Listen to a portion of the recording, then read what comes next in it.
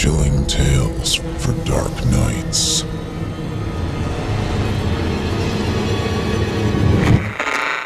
Want to make sure you never miss a Chilling Tales for Dark Nights video again? Be sure to subscribe and hit that bell to turn on notifications. Good evening, listener. You're listening to Chilling Tales for Dark Nights. I'm your host, Steve Taylor, and tonight I'll be your guide as we traverse the dimly lit corridors of your wildest imaginations. Today's episode is proudly brought to you by Astonishing Legends, the podcast with a mission to take a look at legendary, strange, and unusual events from throughout history and interview people who've had close encounters with the unexplained.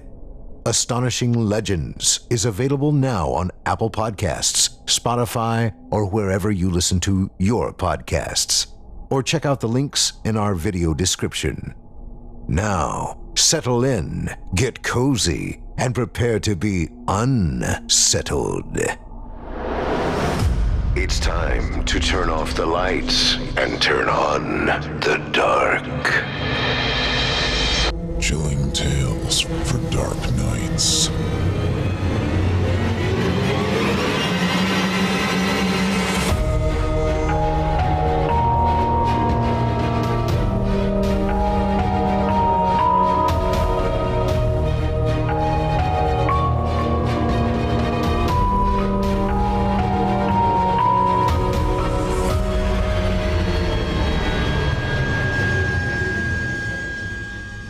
All 5 of the tales in today's episode are Chilling Tales for Dark Nights exclusives, brand new and never before heard, and voiced by fan favorite Jason Hill, host of the Horror Hill podcast. If you enjoy what you hear tonight and would like to check out more of Jason's work, be sure to tune in to the launch of the 2nd season of Horror Hill on February 5th, 2020. Wherever podcasts can be found. In our first sinister story tonight, written by author Brian Martinez, we meet a young couple with a fascination for the fearsome who are on a road trip exploring abandoned places. On one of their nightly excursions, they decide to take the path less traveled, a local highway rarely used on account of its morbid history. Will they find what they're looking for? Or more? Stay tuned and find out. Without further ado, I present to you Brokendown Road.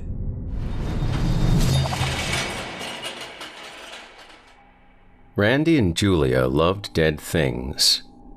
They craved nothing as much as they did abandoned towns, places built by man and then left to be taken back by nature. Shut-down factories and decommissioned prisons were their playgrounds, and they collected ghost stories like some people collect baseball cards. Other couples called them morbid, of course, and their families thought they were crazy, but they never felt as peaceful, never felt as at home, as when they picnicked in a cemetery, or walked hand in hand in a crypt, reading aloud the names of the deceased to each other. So, when it came time to plan a vacation for their 3-year anniversary, it didn't take long to decide on a week-long road trip. An adventure to some of America's forgotten places. Their plan was to start in Pithole City, then drive to Centralia, then on to Penn Hills Resort, with a handful of other stops along the way, culminating in fulfilling their long-time dream of doing a little time at Eastern State Penitentiary. They packed some clothes, loaded up Randy's Oldsmobile, and headed out on their adventure. They'd been driving quietly for the last hour or so, barely seeing another car the entire time, and had fallen into a peaceful silence. Sometime after passing their 3rd state forest, a place where things had the nerve to be alive and boring, Julia was staring out the window at the moonlit highway, daydreaming about one day visiting Highgate Cemetery in London, when something caught her attention. She sat up in the passenger seat and turned to Randy, eyes lit up with excitement. "Did you see that?" "See what?" he asked, glancing at the rearview mirror. "Just trust me and pull over." Randy slowed down and rolled onto the shoulder, careful not to run over the lost hubcap there. "What is it?" he asked, confused by her sudden change in mood. "Have you heard of Brokendown Road?" she asked, not so innocently.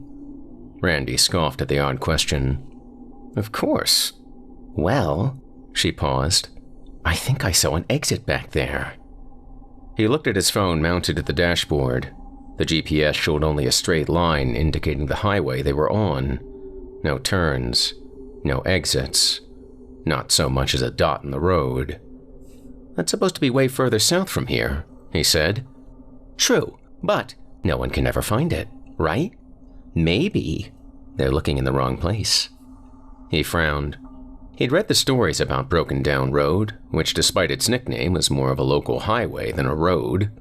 30 years earlier, it had been the site of an accident so deadly that drivers, locals especially, refused to use it anymore, forcing it to be abandoned within 5 years' time. Stories of what happened there grew into myths, replaced by rumors of missing tourists who came seeking the legendary road. Locals allegedly grew so concerned about Brokendown Road that they took matters into their own hands and concealed the entrance, turning the unfindable road into a legend overnight. Randy was skeptical, but he also knew himself. If he didn't take a look now, he would end up going mad, driving up and down the highway, looking for a hidden entrance for the next 10 years. So, he shifted the Oldsmobile into reverse and slowly backed up along the shoulder, running over a few rocks and some strips of torn tire rubber, not stopping until Julia told him to stop. He didn't know how she'd seen it. The trees were so thick, the weeds so overgrown, they were choking each other out. But there, between two sickly elm trees, was a space little more than a car's length. Cracked blacktop branched away from the well-maintained highway, leading into the night-heavy woods. "That could be any road," Randy said. Julia smiled, pointing to his phone. Regardless of what road it was unmarked. They looked at one another, not saying a word, until Randy slowly smiled back at her. 10 minutes, he said. "If we don't see a way off, we turn around." "I know the rules, my dear. I made the rules." With another smile and a glance back to make sure no cars were coming, he swung out wide and steered the Oldsmobile into the space between the trees. Dead branches scraped their doors on either side, fingernails dragging on a chalkboard. The beaten-up blacktop was loud under the car's tires, and the headlights barely pierced 20 feet through the darkness. But Randy kept his foot steady on the gas, pushing the car up the slow incline of an overgrown ramp, the oppressive plant life crowding them the entire way. They shared a breathless minute, dried leaves scratching along the Oldsmobile's roof, but at the end of it, they were greeted by a beautiful sight. An empty road stretched into the night, lit by nothing more than the stars and the moon above. "It can't be," Randy said under his breath. Julia reached out and squeezed his leg, barely able to contain her excitement. "One way to find out, right?" "Huh, I guess so," he said, and pressed down on the gas. The road was surprisingly smooth compared to the ramp they'd taken to reach it. The blacktop was in good condition, with only a few cracks and potholes to speak of. Randy was careful to drive around them, maintaining a low speed despite his urge to open up on the road, where no one was there to stop him. Their adventure had taken an exciting, unexpected turn. And yet, something bugged him about the situation. Julia, who'd been taking picture after picture on her phone, felt his hesitation and asked him what was wrong. "How was this so easy to find?" he asked. "I mean, if it is Brokendown Road." Julia thought about it, her phone lowering. "There were some really bad storms around here a few days back. Maybe they uncovered the entrance." "Maybe," he said, still not convinced. And yet the question moved quickly to the back of his mind as he looked around at the treasure they'd uncovered, their hidden playground. The road looked as if it hadn't been visited by a single soul in decades. Not until they'd stumbled across it. There was no divider to speak of, only a faded line at its center, little more than a whisper of white reflected in the car's headlights. An impenetrable wall of trees crowded either side of the road, guarding the road, and them, from sight. "I think there's a river pretty close to here," he said, squinting through the trees. "A hitchhiker drowned in it a while back." As his eyes adjusted further down the road, to a shape just barely visible in the distance, he heard Julia say something.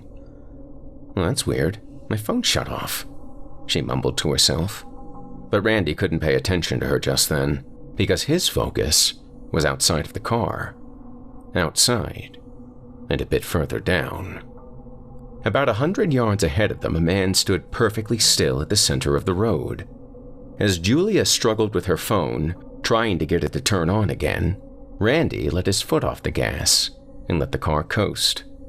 He wanted to say something to Julia, but he didn't want to scare her. The man in the road remained still, either oblivious to the car or standing in defiance of it. Closer now, Randy could see that the man was facing away from them. He wore a dark suit with red shoes, the collar of his shirt sticking up from the jacket. Only 20 yards away from him now, Randy brought the car to a complete stop. Julia finally looked up from her dead phone. "What are you—" she started saying, but her voice cut out when she saw the man in the road, not moving, not facing them, not doing anything, but blocking their way. "Randy?" she said. "I know." "No? He might need help." "Randy," she repeated, her voice quivering this time. "Look at his feet." He looked, and immediately wished he had not. Randy had thought the man was wearing red shoes, but in fact, he wasn't wearing shoes at all. His feet were bare, no shoes or socks on them. The skin had been shorn clean off, leaving behind a mixture of raw muscle and bloody flesh, pink and white and puddled red. "Call the police," he said quietly. Just as he did, his phone shut off as well. Randy ripped it from its mount and pressed the power button, then gave it an angry shake, but it remained powerless, the screen dark and cold. "You need to get us out of here," Julia said, her body twisted toward him, wide eyes pleading. The surprise stop had taken a bad turn, and their adventure was suddenly no longer fun.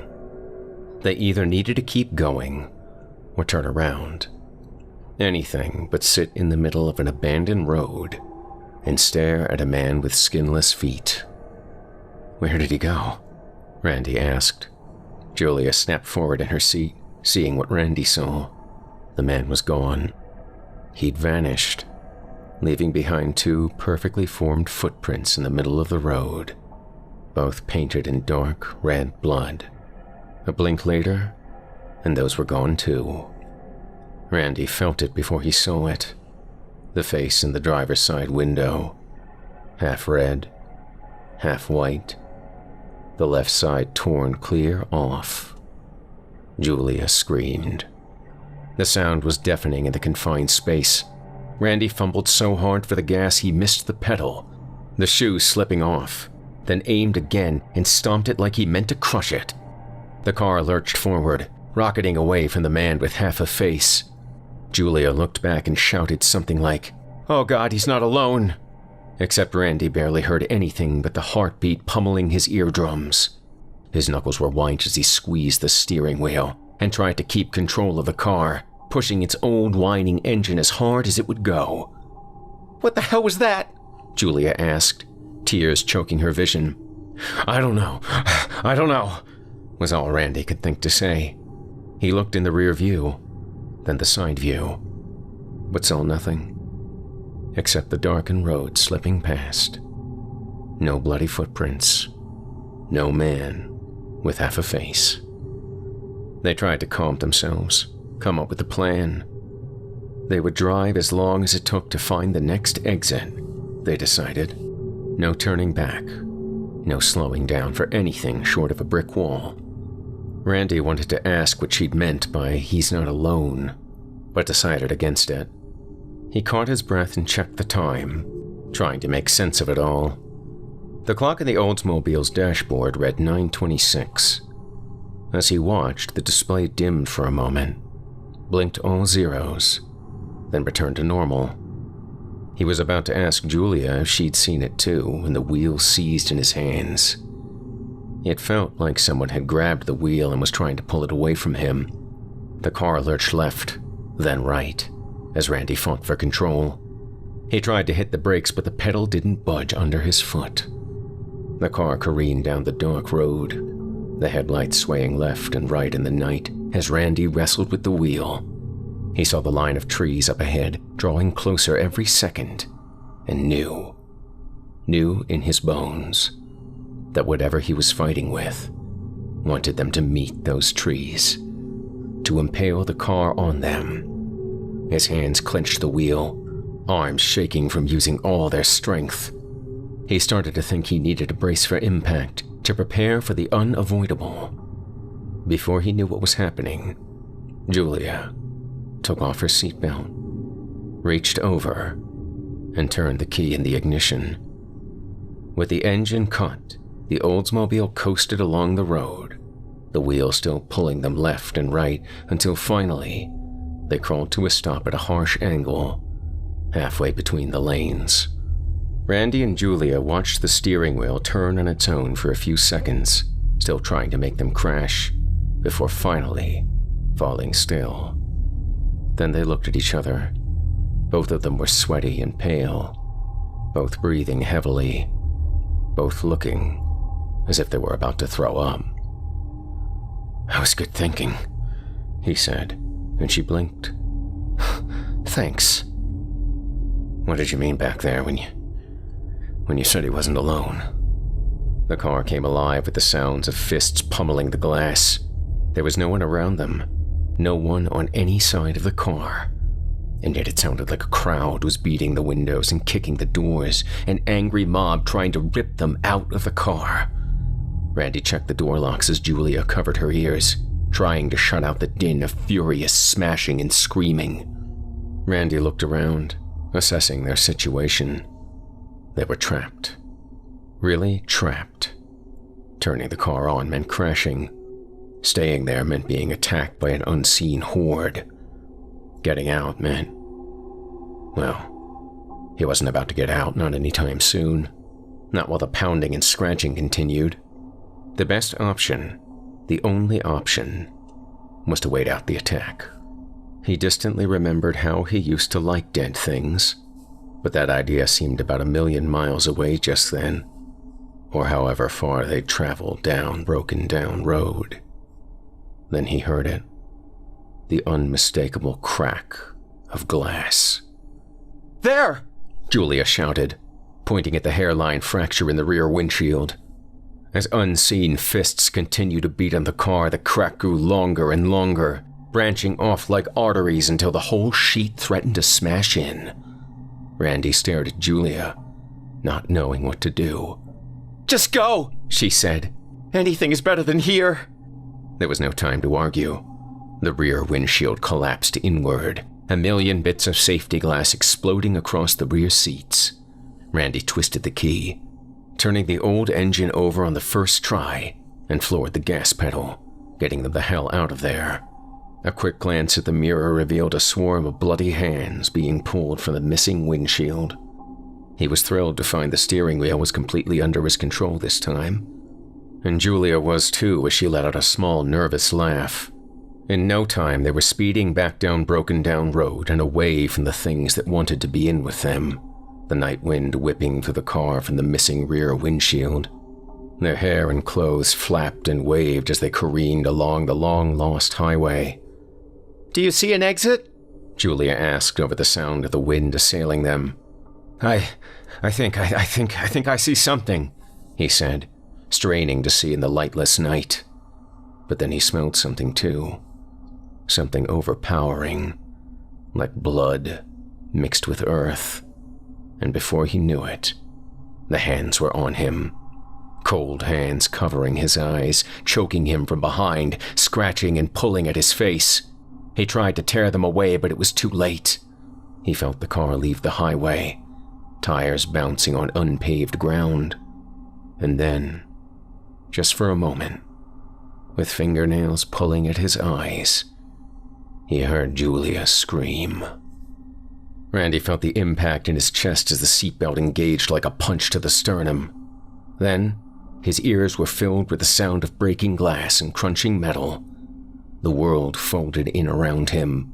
The hands on his face disappeared as quickly as they came, leaving him to gasp for breath as his vision came back, and the car settled into its new, mangled shape. Blinking, shaking his head, Randy studied the passenger seat next to him for some time, trying to make heads or tails of it. So many things had been appearing and disappearing that night. He thought it was another trick of the light, maybe damage to his brain, sustained from the crash. Maybe even the thick smoke exhaling from the dashboard was choking him, making him delirious, because something about the passenger seat didn't make sense. It was empty.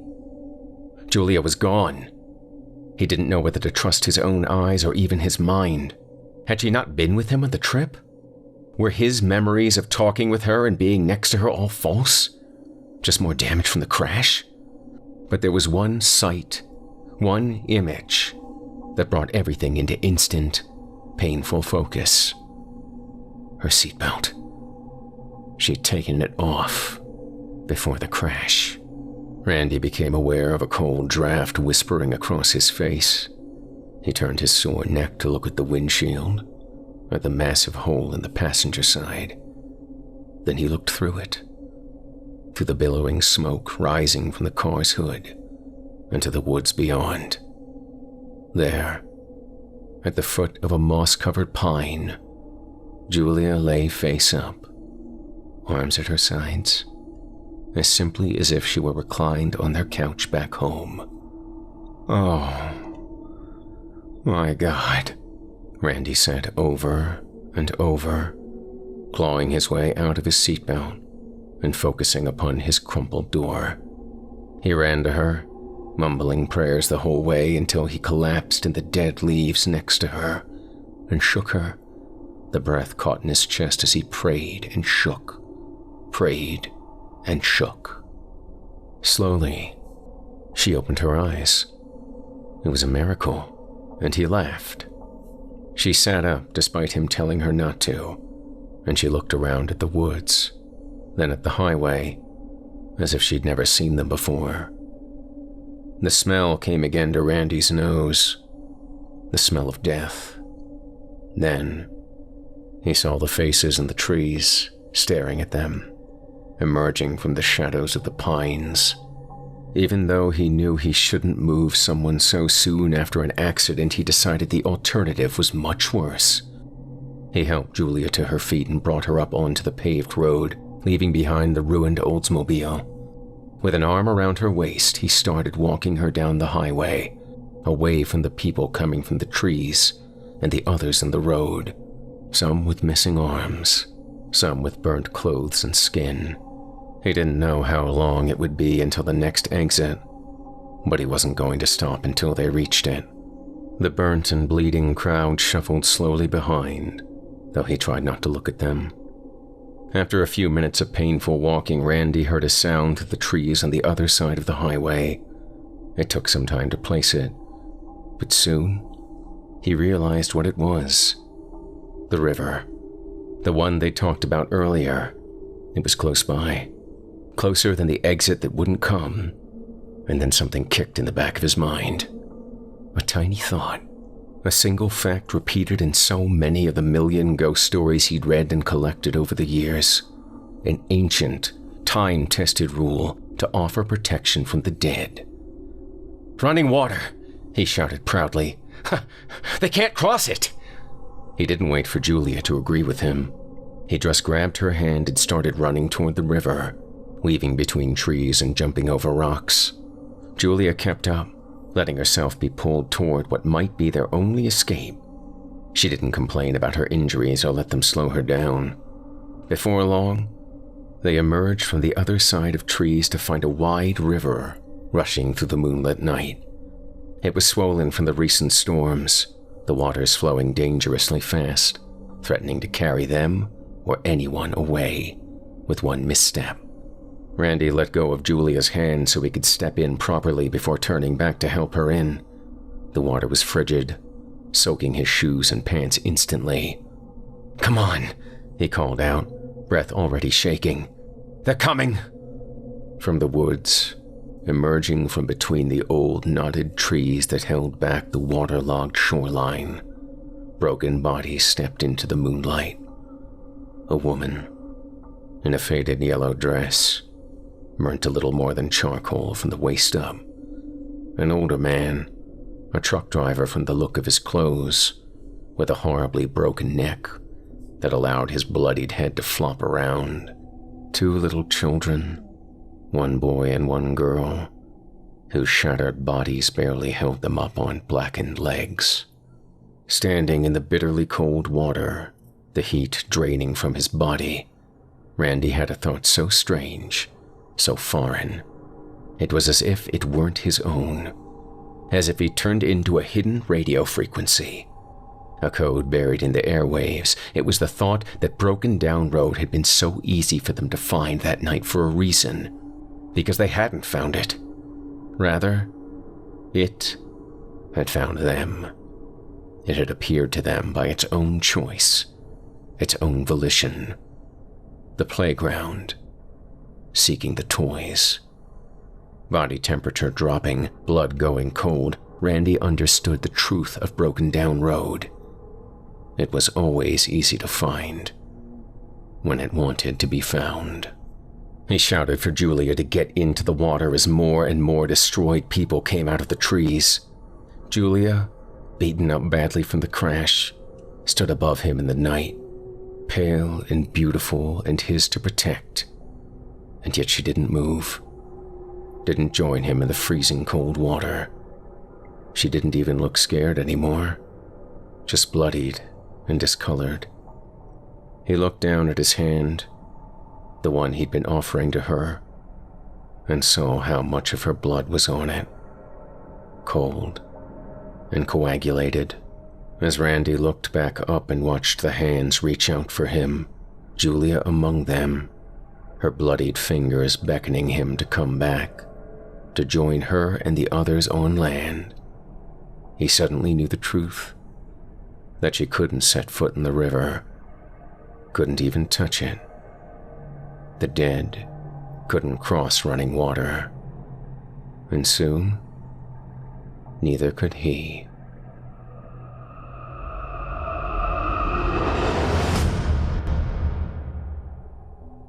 I hope you enjoyed Brokendown Road, as written by author Brian Martinez and performed by Jason Hill.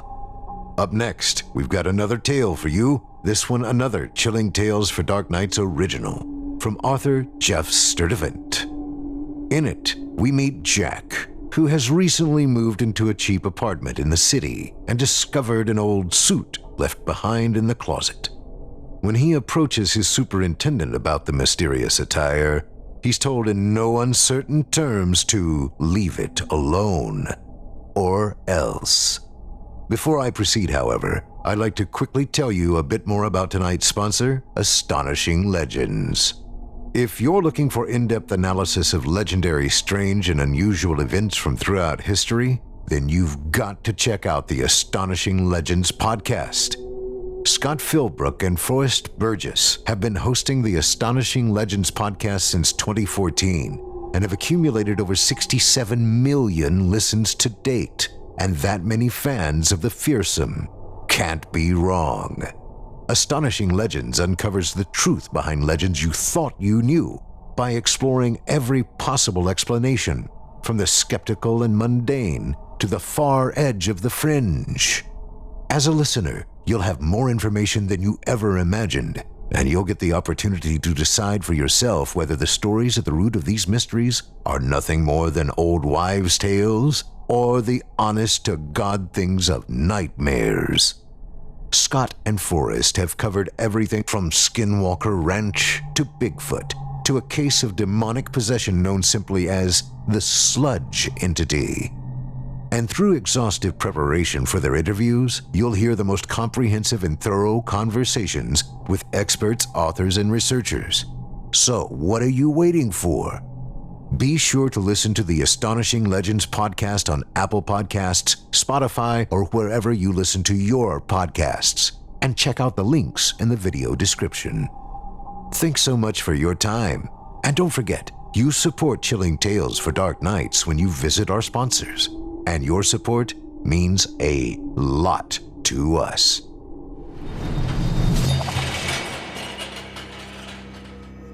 Now that we've done our part to refer you to some additional nightmare fuel, allow me to amplify your insomnia with another terrifying tale from author Geoff Sturtevant. As performed by Jason Hill, I present to you The Black Suit.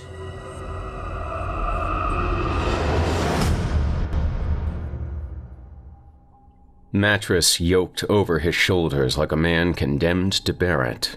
Jack Stewart made his way up the final flight of stairs to the 5th floor of the Irving Gardens apartment building.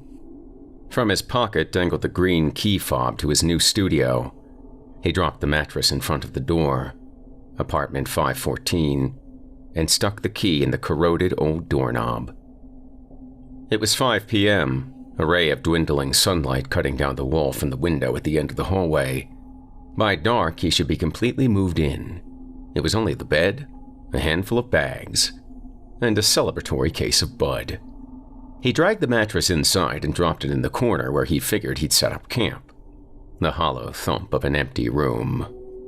The occasion seemed effused with a kind of sweet loneliness he both cherished and dreaded. For the first time ever, he was completely on his own. Solitude. Independence. 20 minutes later, he was ascending the stairs with the last of his bags slung over his shoulder. These, he dropped in a pile by the mattress and opened one to fish out his pillow. He dropped the pillow on the bed and lay down on his back. Looking around, he tried to familiarize himself with the cracks in the bowed plaster ceilings and walls. Warped woodwork. Painted over so heavily as to fill in the bevels. Somewhere under all that latex was certainly lead. Old transgressions. Buried forever. After a while, he got up and inspected the bathroom. It looked to have been upgraded sometime in the 70s. He scrutinized the corroded chrome fixtures and flaky grout between the floor tiles. He turned the toilet's flush lever, but nothing happened. Under the lid of the tank, he saw the chain connecting the lever and flapper had snapped. No luxury accommodations for the Irving Gardens apartments. But for $1 per square foot of personal space, it was surely a bargain. Whatever it took, he would make it livable. Jack went back to the main room, took a beer out of the case and popped the top. He began unpacking his things. His only furniture was a table, 2 chairs, and a dresser. He tucked his shirts and pants into the bottom drawers and his socks and underwear on top.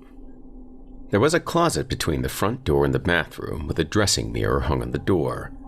He took his coat to the closet, hoping the previous tenant had left him a hanger or two. When he opened it, though, he found more than just a hanger. There was a suit hanging inside, a black jacket and matching pants. That's interesting. He unhooked the suit and brought it out to have a look. He was no expert on formal wear, but he thought the suit looked pretty nice, if not a little out of style. Fine-looking fabric, whatever it was. He checked for the make, but there were no labels in either the collar or the pants. Feeling faintly silly, he brought the jacket to his face and sniffed. It looked brand new, but was still a little musty from closet time. Must have been in there for quite a while. Jack hung the suit back up, folded his own jacket, and tucked it up on the top shelf. He fished the business card out of his pocket, the one Al gave him, along with his room key earlier in the day. Al was the superintendent, an ex-prizefighter and lifelong handyman in his 70s. He'd been living and maintaining this building for 40 years. There was a good chance he'd laid down a lot of that lead paint himself. He'd lost his wife 35 years ago, he'd said, and lived here alone ever since. He must know who the suit belonged to. It was also a good excuse to summon him about the minor toilet problem. Jack leaned against the closet door and dialed Al's number. "This is Al." It's Jack.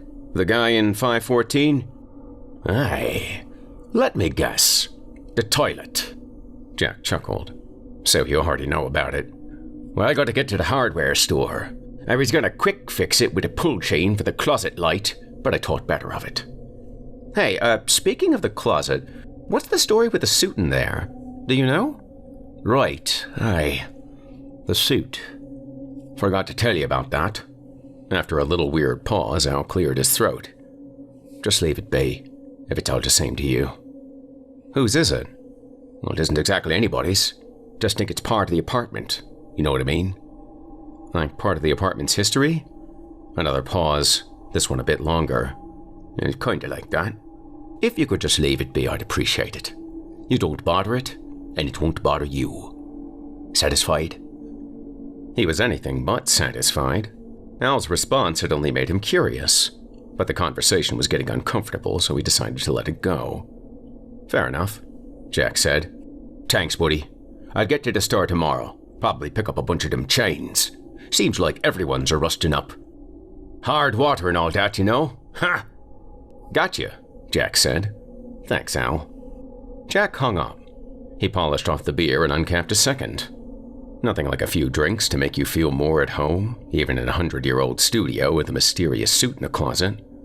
A suit that wouldn't bother him if he didn't bother it. What a mysterious thing to say about a suit.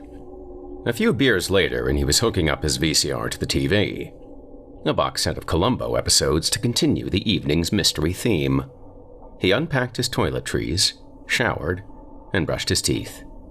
He piled his luggage to make an impromptu sofa and settled in to watch TV.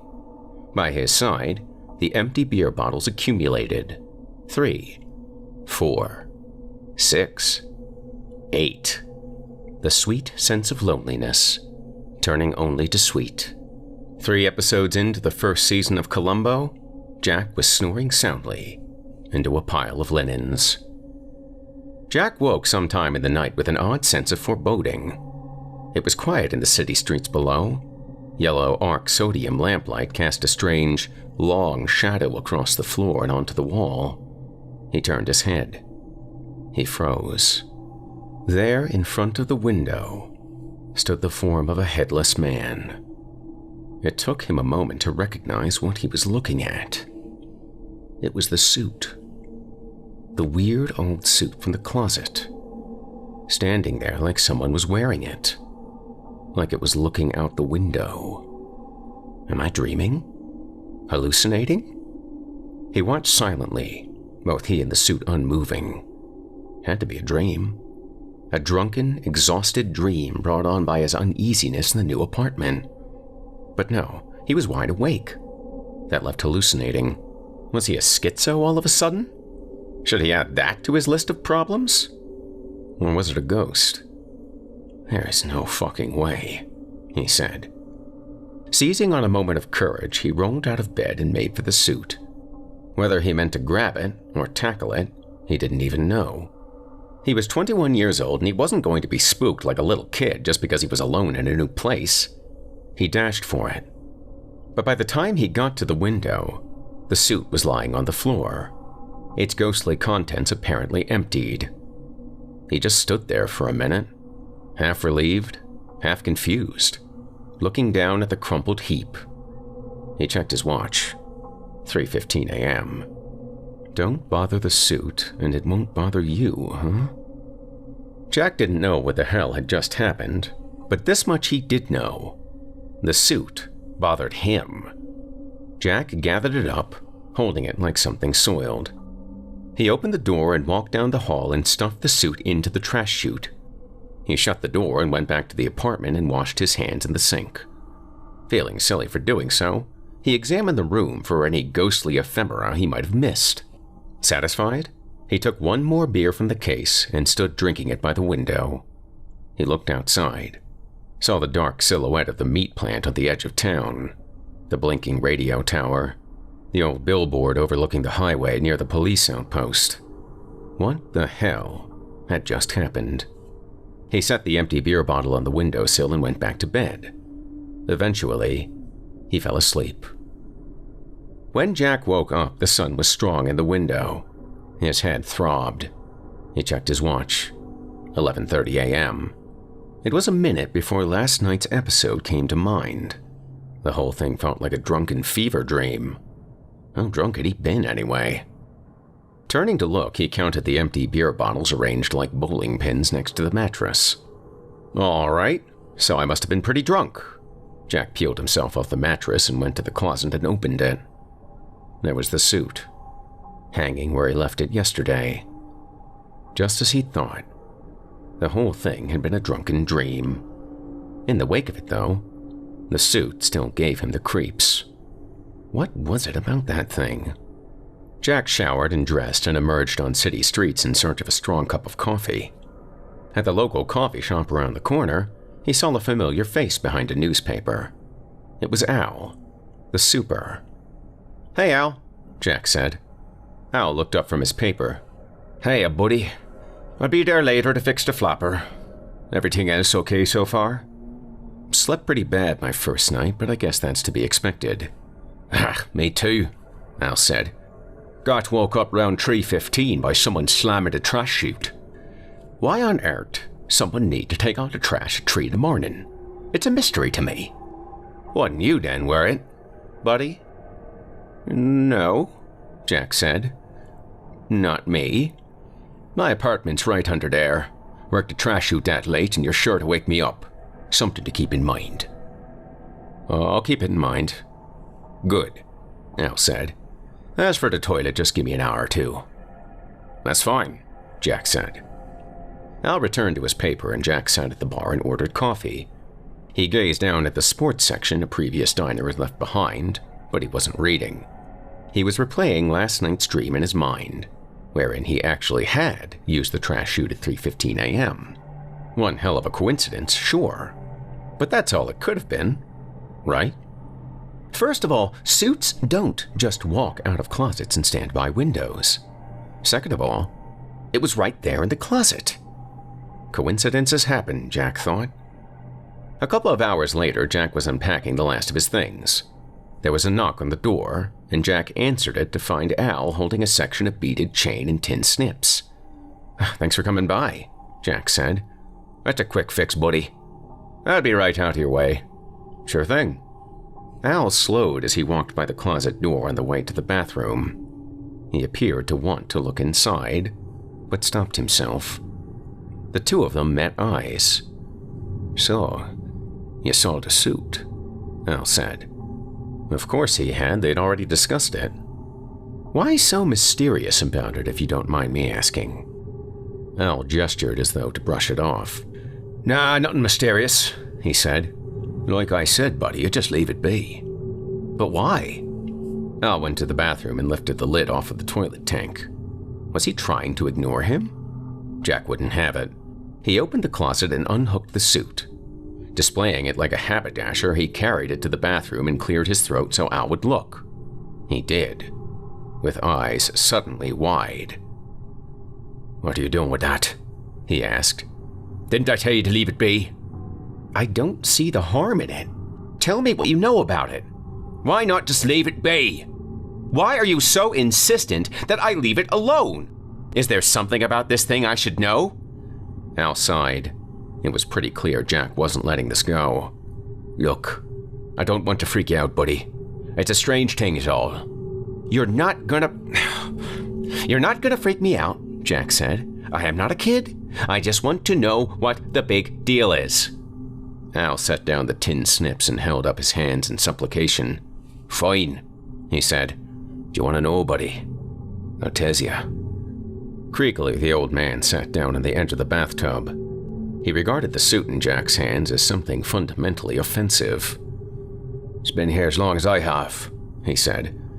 "Everyone who ever lived in this room wanted to get rid of it. They'd leave it by the door, throw it out with the trash, whatever. But every time, it'd end up right back in the closet, all by itself. Don't no one knows the hows or whys of it. Jack paused. That's impossible. D'you think? Al said. But it's the truth. That's why I told you to leave it alone. Save you the trouble of getting spooked when you do the same thing.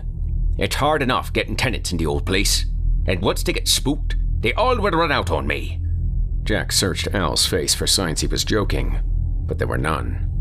He glanced at the suit in his arms, then at the window where he'd imagined it standing in a dream. Then, for the first time, he noticed the empty beer bottle sitting on the windowsill, the one he'd put there before going back to bed. I can't believe it. It really happened.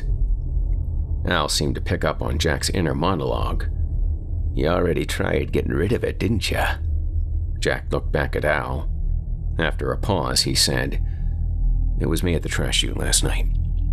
Al let out a little chuckle, shook his head. People tend to be afraid of what they don't understand. But there's no need to be afraid. That suit belongs in the closet. All he got to do is leave it there. I guess it just kind of gave me the creeps, Jack said. Oof. I hear you, buddy boy. But the last thing either of us needs to be thinking about is an old suit. So, why don't you just hang it back up, and we'll both put it out of our minds? From now on, just think of it as part of the woodwork. Fair enough. Jack nodded. He returned to the closet and hung the suit back on the rod. It seemed to watch him as he closed the door. Part of the woodwork, he reminded himself. Al fixed the toilet and repositioned the lid. They shook hands and Al left. With that, Jack returned to unpacking. He put on the bedclothes, finished setting up his entertainment center, and unpacked the rest of his toiletries. The suit crept into his mind from time to time, but he forced the thoughts away. Just part of the woodwork. Don't bother the suit, and the suit won't bother you. Jack woke in the night to freezing cold. The drapes around the window were billowing in the wind. Had he left it open last night? It was freezing outside. Why would he have opened it in the first place? He threw the covers off, but stopped in his tracks. It was the suit again. It was standing by the side of the bed, not facing the window. This time, it was facing him. I'm not drunk. I'm not dreaming. I am not hallucinating. So what now? What do you want from me? He whispered. At first, nothing happened. But then, a kind of airy relaxation seemed to come over the suit, almost like it responded to his voice. What do you want? He asked again. It felt awkward, talking to something he didn't quite believe himself, but again, the suit appeared to respond. The shoulders slumped a bit. The cuffs ruffled. Is there something you want from me? The suit relaxed even more now. Where it had been mannequin stiff a minute ago, it now seemed outsized on something smaller. Gently, it began to drift. The arms folded inward. The pants folded lengthwise, then bent at the knees. While Jack sat trembling, the suit folded neatly, all by itself. Then it drifted slowly onto his lap. Jack didn't move. Moments later, the window began to close, the curtain relaxing on their rods. After that, everything was still. Jack checked his watch. It was 3:21 a.m. Jack looked down at the suit, unsure what to do next. The way it had presented itself to him seemed more like a gift than a threat. Was that what it wanted? This ghost, spirit, whatever, to give him the suit? Or was he supposed to do something with it? Put it on? The suit was roughly his size. But what would happen if he put on a haunted outfit? Still, He felt distinctly that this was what it wanted him to do. But why? Should I call Owl? He checked his watch again. Bad idea. But there was surely no getting back to sleep tonight. He carried the suit to the table and popped the cap off a beer and sat drinking. He kept an eye around the room for more ghostly evidence, but it was just him in the suit. A few beers later, his nerves were suitably settled. He stared at the suit, wondering what to do. "All right," he said to the empty room, although he knew it wasn't truly empty. With the subtle sensation of being watched, he dropped his shorts. He unbuttoned the pants and slipped them on. He stood and looked down at them. They fit just right, even without a belt. Then he took the jacket, slipped it on, and buttoned it up. He looked in the dressing mirror. Not bad, he thought. So, what now? He waited for a minute, but nothing happened. Stillness in the room. Nothing ghostly, nothing revelatory. Starting to unbutton the jacket, he glanced back in the mirror.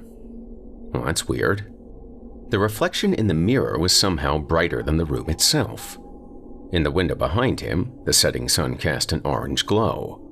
He turned around, but the night was black as ever. Back in the mirror, it looked more like late evening. So vain, Charlie. When he turned again, the whole room looked like it did in the mirror. There was a woman there, an attractive brunette in an evening gown. She looked set to go out in the town. So did he realized. "I'm so happy you came, darling." The woman embraced him, a soft waft of perfume. He embraced her back, but not of his own doing. He realized he wasn't in control. And the room, he noticed, was nothing like it had been. It looked newer, bright and clean, wallpaper in place of the old drab paint, gaudy carpeting over the wide wooden planks. "No one happier than me, Doris. I'm the luckiest man alive tonight." The words came out in an unfamiliar voice. It wasn't he who had spoken them. He was inside this man, this Charlie, wearing the same suit. He was just going along for the ride. "You just might be," she said. She kissed him. He kissed her back, deeply and passionately. He felt everything. He just wasn't doing it. "How long do we have?" Charlie asked. "I want to cherish every moment. The bastard won't be back until Saturday. I want you with me every moment until then. If he hits you again, Doris, even once, the minute the insurance money comes in, I'll divorce the bastard. Then, you'll have me all to yourself. No more sneaking around ever again." "I can't stand how he hurts you. How could anyone hurt you?" She caressed his face. "It won't be long, darling. I promise." Suddenly, there was a ruckus out in the hallway. Both she and Charlie turned their heads. When their eyes met again, there was terror in Doris's face. "No," she said. The door crashed open. There was a man in the doorway, a brawny, mustachioed brute in slacks and an undershirt, a little drool in the corner of his mouth. A familiar face, just much, much younger. It was Al. "I knew it," he growled. "Al," Doris said. "It's not what it looks like." He rushed her. Charlie got between them, and Al caught him on the chin with a vicious punch. Jack felt every bit of it. Felt his knees go weak, heard his ears ringing. "You're drunk, Al!" "Shut up, you cheating tramp! Whore!" Al's meaty palm connected with Doris's face with a sound like a thunderclap. Something wet splattered Charlie's face, and he knew immediately it was blood. Doris collapsed bonelessly on the carpet. "And you there, buddy boy." Charlie got his bearings and threw a punch of his own. Al ducked it. He countered with a hook to the ribs, then a brutal cross to the side of his head. Charlie's face hit the floor, and the world went dark. Jack woke up to muffled sobs. Whore. Filthy whore. He turned his head. Doris was prone, her face buried in the carpet, her dress torn off and thrown aside. Al on top of her, his pants around his knees, his forearm on the back of her neck. Get off of her, Charlie groaned. Aye, if it ain't Sleeping Beauty. Oh, I'll be getting off your little girlfriend soon as I'm done with her. Charlie struggled, but he couldn't move. His wrists and ankles were bound with torn strips of Doris's dress. You son of a bitch! You'll never get away with this! Al only humped more furiously, grinding his forearm harder into the back of Doris's neck. A few last thrusts, and he ceased his assault. He pushed himself off her and got to his feet and buckled his pants. Then, he wound up a foot and kicked her hard in the side. Get away with what now? Al asked. Making love to my own wife. I haven't even gotten started with you yet, buddy. Just leave her alone. Please, Al. Grinning, Al walked to the kitchen area. From a drawer, he extracted a large rolling pin. He weighed it in his hand, gripped it by a handle, and swung it like a bat. Jack's heart and Charlie's heart were one, racing in his chest. Oh, I'll leave the both of you alone. Don't you worry about it, buddy. Alone in a goddamn hole. Please, Al. Don't do anything you're going to regret. Regret? He turned to look at his wife, battered and bleeding on the carpet. Thinks she regretted all the running around she's been doing. Not until tonight she didn't. I'll bet she regrets it now, though. Don't you think? Buddy boy. I know what you do to her, Charlie said. I see the cuts, the bruises. How can you blame her for trying to get away from you? She's my property! Al brought the rolling pin down in the middle of her back with a sickening thump. Doris screamed. The blow seemed to leave an artificial arch where there wasn't one before. Stop, Al! He brought it down again, this time on her right shoulder, then again on her left. With each blow, her body was thrown into unnatural contortions. The final blow, the hardest of them all, sunk into the back of her head. Their marriage, along with her agonies, promptly brought to a close. Oh God. Oh God, Doris. Al straightened up, his eyes full of blue insanity. He turned his attention to Charlie. Till death do us part. Right, buddy? Guess that about does it. You murdered her. Oh, you got it all wrong there, buddy. You murdered her. You killed the bitch when you decided to mess with another man's property. And look at what you got yourself into. Now you've gone and killed yourself, too. Charlie didn't even have time to protest. The rolling pin landed on his back, vertebrae crushed. Again on his ribs. Again on his shoulder. His knees. His elbows. Jack being pummeled. Crushed. Only when the final blow came was he delivered from the agony.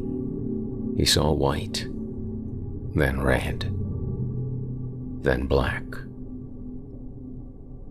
When he woke again, the pain was gone. He was in the trunk of a moving car, a muffled tune playing over the radio. He smelled excrement, blood. He felt the car turn, then the rumble of gravel underneath. Soon, it came to a stop. Momentarily, the trunk creaked open. A clear night sky, and Al's wild eyes. Enjoy the ride, buddy boy? Charlie didn't answer. He couldn't answer. Jack knew why. Charlie was dead. Jack was alive inside of him. But Charlie was dead. So was Doris. Al seized him by the lapels of his jacket and dragged him out of the trunk, dumped him on the ground. He landed face up.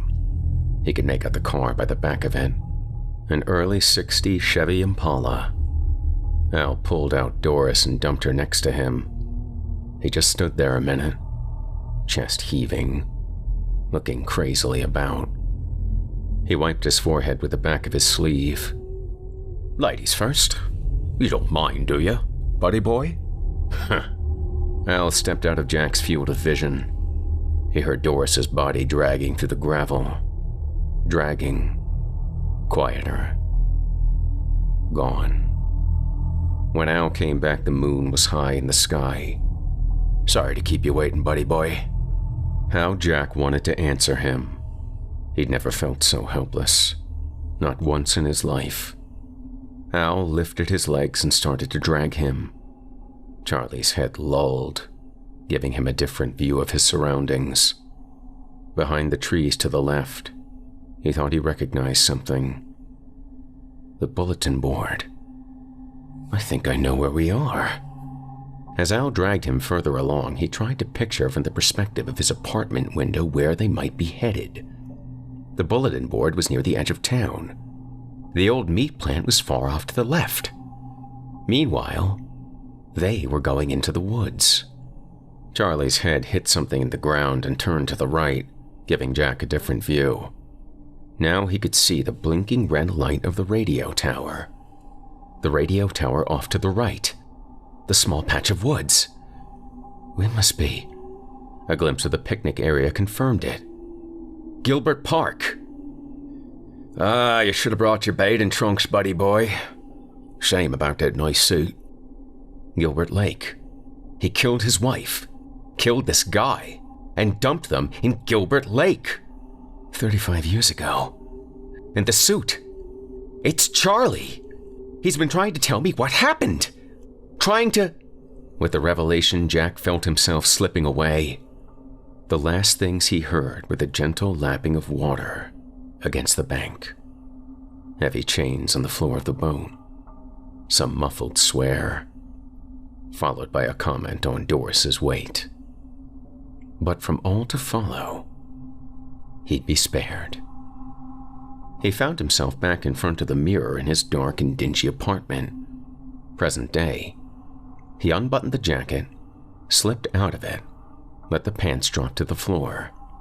He turned from the mirror, looked at the spot on the floor where 35 years ago Doris and Charlie were murdered.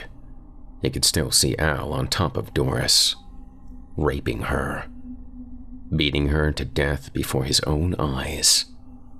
Even worse, he could still feel the rolling pin crashing into his own back, his own ribs, his own skull. By proxy, Al had killed him too, and he'd gotten away with all of it. Gritting his teeth, Jack picked up the phone and started calling the police. But he stopped. What would he tell them? How could he prove it? There were 2 bodies in Gilbert Lake. There was no doubt in Jack's mind, but buried in 35 years of silt and sediment. Meanwhile, if he told the cops the truth, they'd throw him in the loony bin. So, what was he supposed to do? He checked his watch. 3:30 a.m. The whole thing had taken only minutes. He had truly been transported to another time. All the while, the murderer was sleeping soundly downstairs without a care in the world. Sleeping soundly. Having not only murdered Doris and Charlie, but also murdered him. Fuck this! Enraged, Jack stormed out into the hall, went to the trash chute, and began slamming the door. Bang, bang, bang. He slammed the door over and over, slammed it until he heard the footsteps in the stairwell, kept slamming until he saw the murderer's silhouette in the moonlit window at the end of the hallway. Jack? Are you out of your mind? I know what you did, Jack said, leveling a finger at the man. What are you talking about? Jack took a few steps toward him. You beat them to death. You dumped them in the lake! By now, a couple of other tenants were standing in their doorways. It appeared none of them dared to interfere. Charlie and Doris, Jack went on. I know everything. I felt everything. The rolling pin, the Chevy Impala. I know where the bodies are, Al.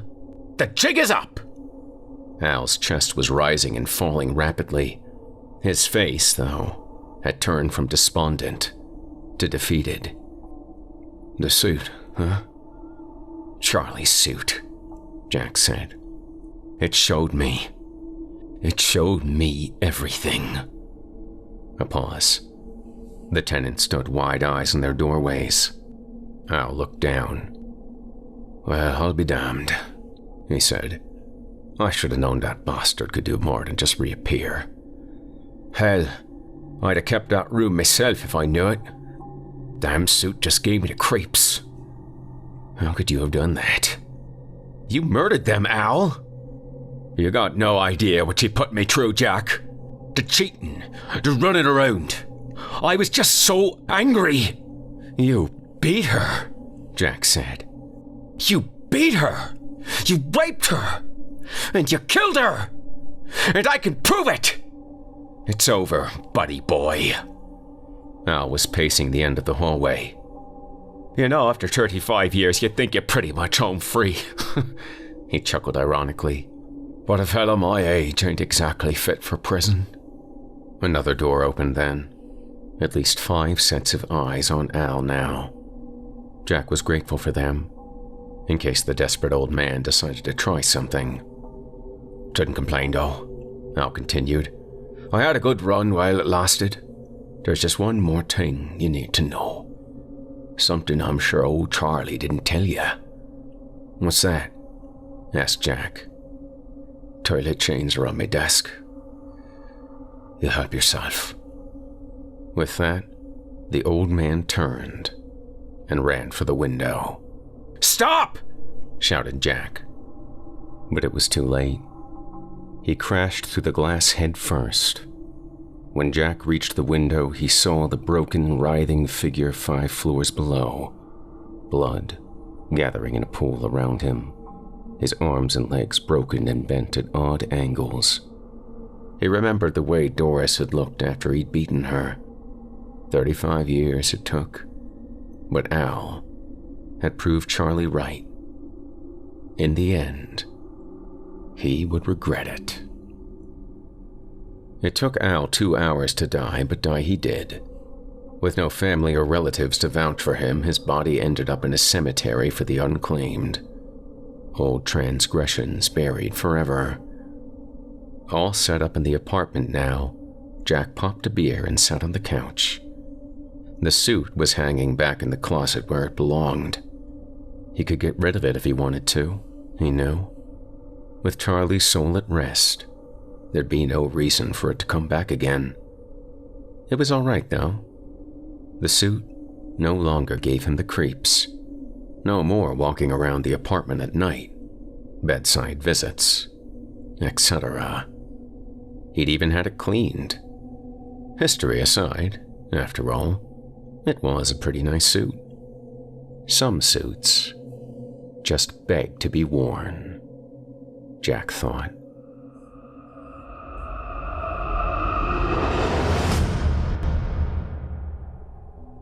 I hope you enjoyed The Black Suit, as written by Geoff Sturtevant and performed by the very talented Jason Hill. You can hear more of Jason right here on Chilling Tales' YouTube channel, or search for his podcast, Horror Hill, by name on your favorite podcast app of choice. You won't be sorry you did. Up next, we've got a third helping of frightening fiction for you. This another Chilling Tales for Dark Nights original, courtesy of prolific author Kyle Harrison, perhaps better known by his Reddit NoSleep handle, Color Blindness. In it, a new couple moves into their dream house. Shortly thereafter, the wife comes into contact with a ghostly apparition of unknown origins. Will her efforts to ignore and eventually confront the spirit lead her to answers or to discoveries far more grisly? Stay tuned and find out. Without further ado, I present to you The Little Boy at the Top of the Stairs.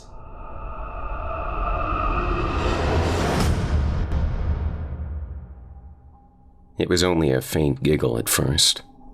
It started last March, a week after we moved into our new place. We came to Camden to start over. My husband Ted had just lost a job up near Little Rock, so going back to where we both grew up made the most sense, especially since the housing market is fairly reasonable here. The tough part was already done before we got there. I had scoured Zillow, Realtor.com, Trulia, you name it. We had about 7 different options, but the one near the old water tower felt special to me. When I looked at the old brick and the cobblestone pathway, I had a connection to them. The virtual tour showed me an open den connecting to the floor, a spacious basement, and even extra rooms on the second floor. Maybe we could turn one of those into a nursery soon. Ted teased as I showed him. We'd been thinking about having a family for quite some time, and the more I looked at the prospective house, the more I was sure this was the place for us. I felt at home there, even though I had never stepped foot into it. Like it was a part of me. Ted's brother Austin came to help us move everything into the 2-story cottage, and I agreed to cook us all pizza and celebrate. We needed something to feel good about after all the bad luck we've been having lately. "Ted, have you seen the pots and pans?" I asked as they moved the couch into the den. Yeah, I think I put them upstairs, in the room I'm going to turn into an office," he responded, grunting as they struggled to turn the corner. "Oh, please be careful, and don't scuff up the paint," I told them both as I squeezed by them and went to find the box. Thankfully, I had made sure to mark all of our boxes so they would be easily identifiable, something my mom taught me, so grabbing it hadn't taken much effort at all.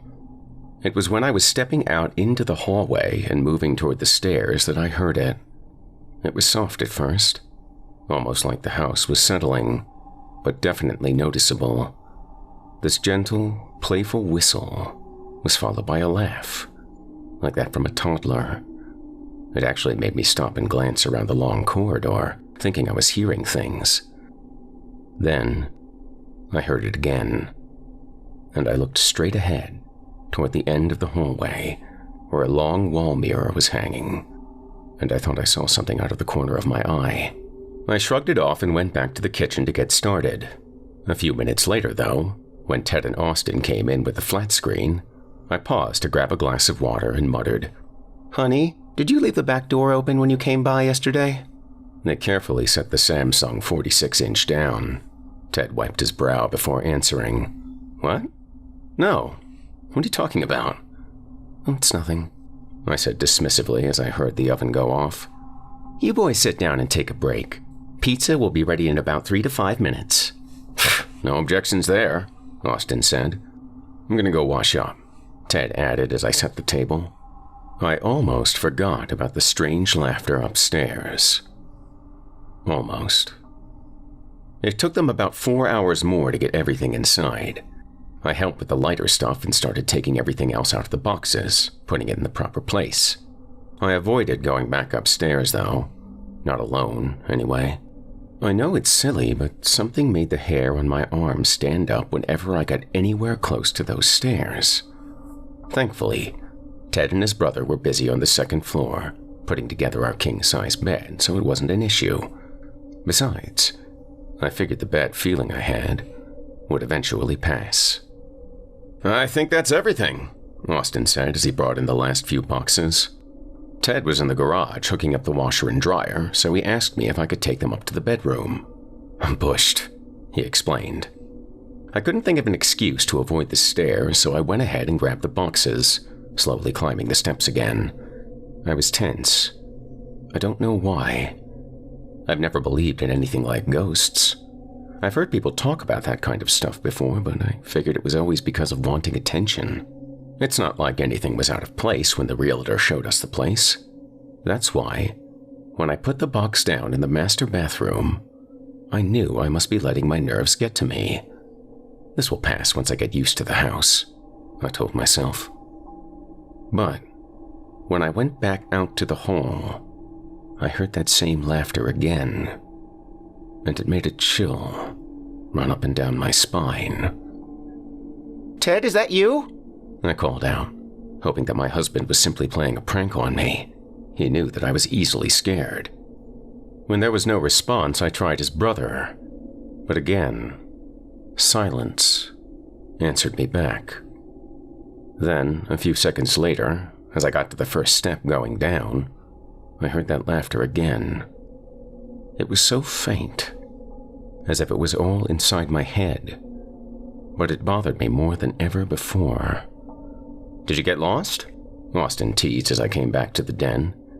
"Sorry, I was putting a few things away," I told him. "When are you going to get cable hooked up? Oh, I wanted to watch the basketball game," Austin said as he sprawled on the couch. Ted came in from the garage looking exhausted and remarked, "Right now, all I want to do is get some sleep." He stood there looking at his brother, hoping that Austin would take the hint to go ahead and leave. After a few moments of awkward silence, his brother yawned and said, "Sure. Anyway, I guess I'll see you next week?" "Sounds good," Ted answered, giving his brother a pat on the back as Austin left. We stood on the front porch and waved as he was about to get in his Jeep at the front of the driveway. "What about the moving truck?" I asked, staring over at the U-Haul. Ted sighed in frustration. "I forgot all about that. Guess we better return it tonight or they'll charge us for another whole day." I tensed up, immediately regretting making the suggestion in the first place. Ted waved his brother down to stop him as he backed out, and the two talked near our mailbox. I couldn't hear the conversation, but I secretly hoped that Austin would say no. I didn't want to be alone in the house, even if it was for a short period of time. Ted walked back up to me and sighed. "Austin's going to follow me over there. If we leave now, we can get to the store before they close." I frowned as he kissed me and I mumbled, "Do you really have to? Is it really that much?" He didn't know the reason for my complaint, and I doubted he would even take it under consideration if I told him. Instead, he climbed into the driver's seat of the moving truck and rolled down the window to talk to me as he started the engine. "You gonna stay up for me?" he asked. I smiled and said yeah, as I wrapped my arms around my body uncomfortably. "Hurry back," I added. He winked and rolled up the window, turning his attention to the road as he too backed out. I watched until they both disappeared into the gloom, heading toward town. Then I stood on the porch for another few minutes, trying to convince myself it was safe to go inside. The house felt empty when I closed the door, despite all the stuff we had just filled it with. I sat down on the couch and tried to distract myself with Facebook and Instagram. For the first 10 minutes, nothing happened, and I relaxed, telling myself that I had simply been imagining things earlier. That feeling of security didn't last long, though. "Hello?" My body went stiff. I sat up and looked around, trying to stay calm. Did I respond? Should I ignore it? I chose the latter and kept looking at my phone. There was no one there, I told myself. Then I heard the sound of a ball bouncing, like someone was dribbling down the hall. I tried to call Ted, but it went straight to voicemail. Then, the voice returned. This time not so faint. "Hello?" I started trying to call my parents just to talk to someone and distract myself, but no one was responding to my texts or calls. I can't tell you how alone I felt. My hands were shaking. I felt like I needed to vomit. But then I felt stupid. Nothing was going to happen. I convinced myself to stand up and move toward the steps. I had to confront this irrational fear, and then it would go away. Or so I thought. I stood there, feeling like a complete fool. Then, I made a challenging taunt. "I'm not scared of you!" I shouted to the emptiness. Nothing. Just like I expected. I turned to sit back down and then heard the giggle again, followed by the sound of the ball. I didn't look, but a moment later, a small, bouncy yellow ball rolled past my feet. I nearly screamed. Then Ted walked through the door. "Hey, are you okay?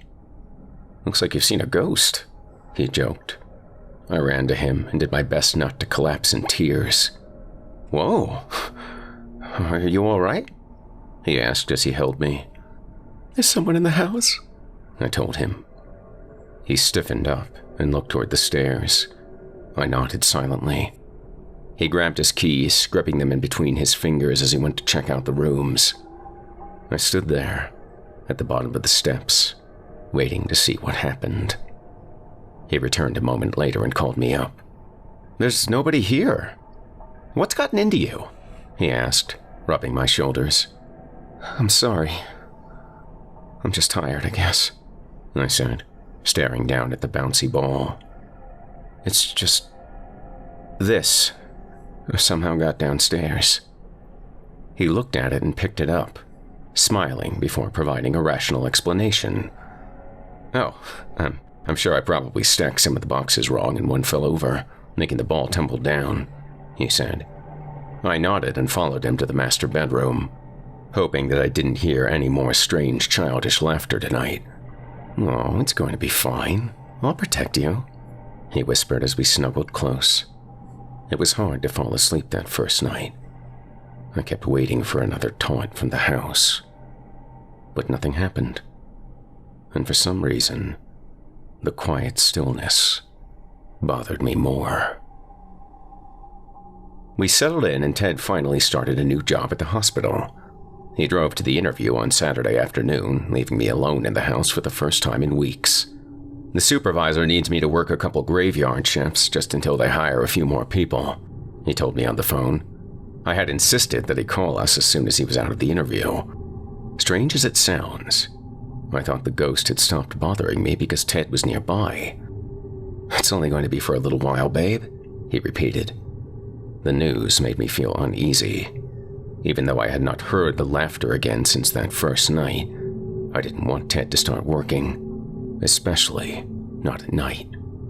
"Isn't there someone else who can take those hours?" I asked as I slowly finished my chores.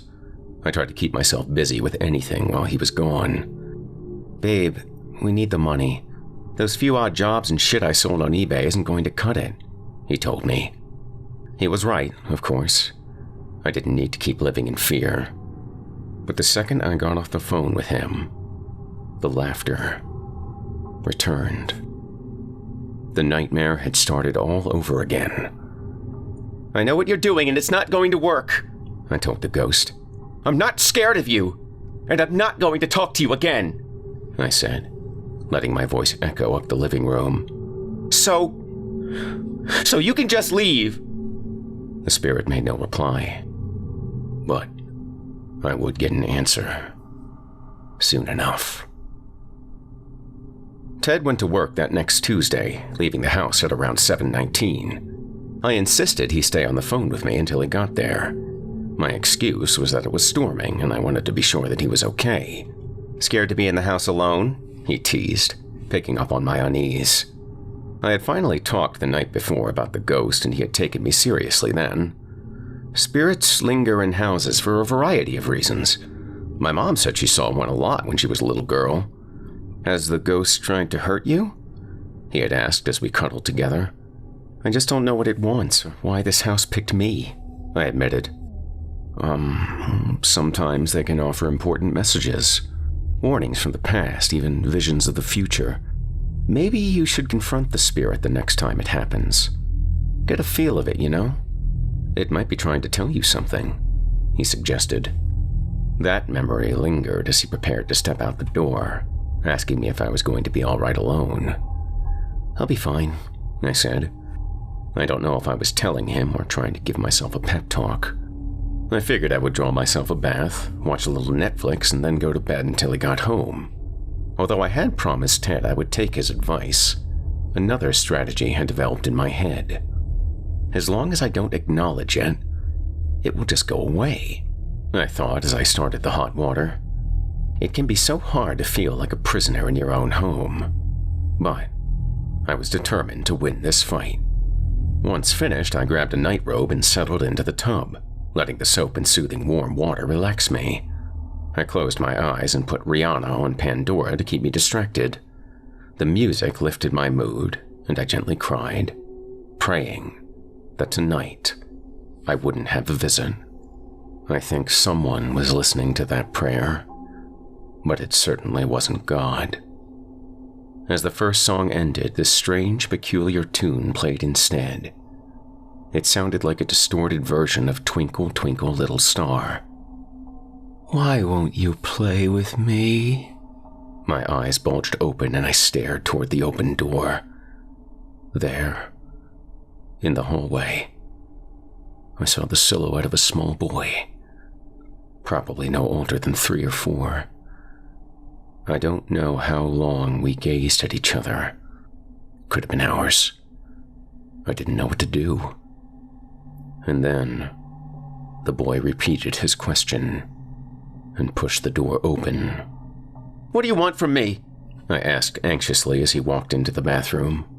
He was wearing overalls and a Paw Patrol shirt, his blonde hair and soft green eyes reminding me a little of my father. "Play with me?"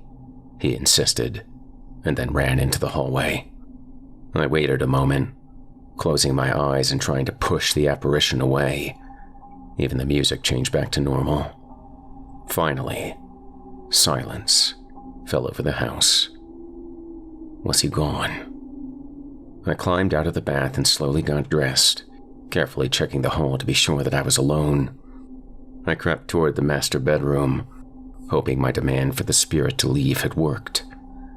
Instead, as I reached the end of the hall, I saw the boy again in the mirror. This time, standing near Ted's office, the corner room. "Who are you?" the boy asked as he got closer. His little feet made a strange noise as he approached me. He was so close to me. Please just leave me alone," I told the ghost. "Why?" the boy asked, touching my hand. I felt it. It made me jolt and step backwards.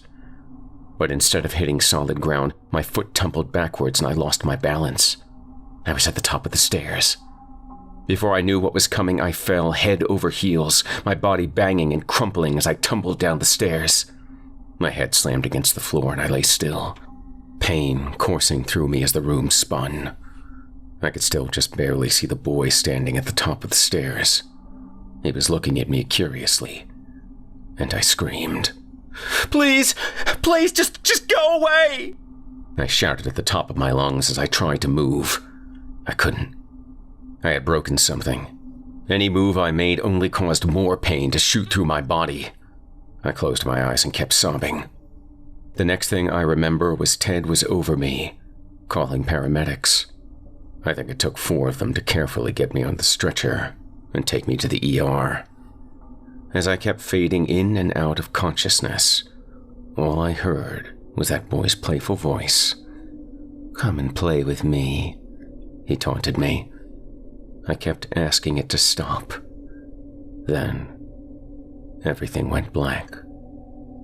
The sound of a heart monitor brought me back. It was well into the night, but I could see that the emergency team had done its best to patch me up. I had bandages and bruises all over my body. Then, I saw Ted was asleep in the chair beside me, and I nudged him awake. "Thank God," he said as he squeezed my hand and wiped away the tears from his eyes. I was so worried. "Oh God, I'm so glad you're okay," he said. "How bad is it?"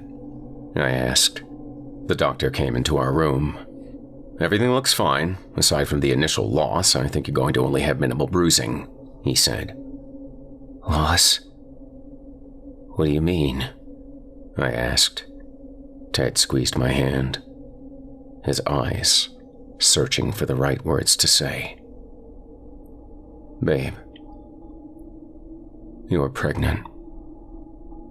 Almost 4 weeks. I felt my heart drop.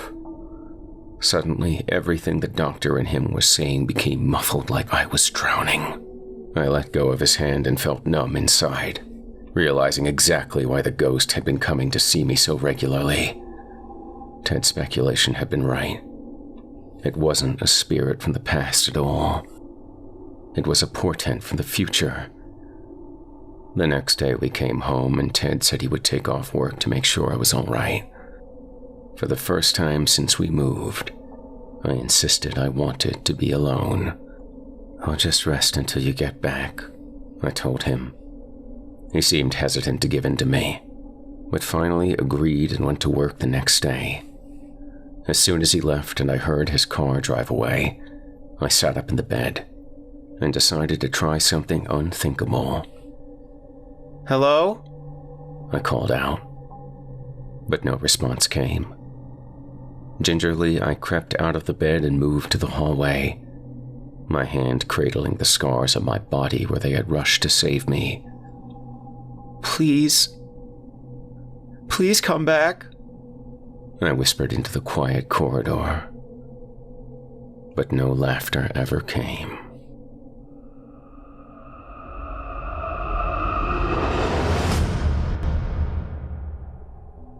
I hope you enjoyed The Little Boy at the Top of the Stairs, as written by Kyle Harrison and performed by Jason Hill. If you're interested in seeing your work appear here on Chilling Tales for Dark Nights, or are interested in joining our writing team, we accept submissions.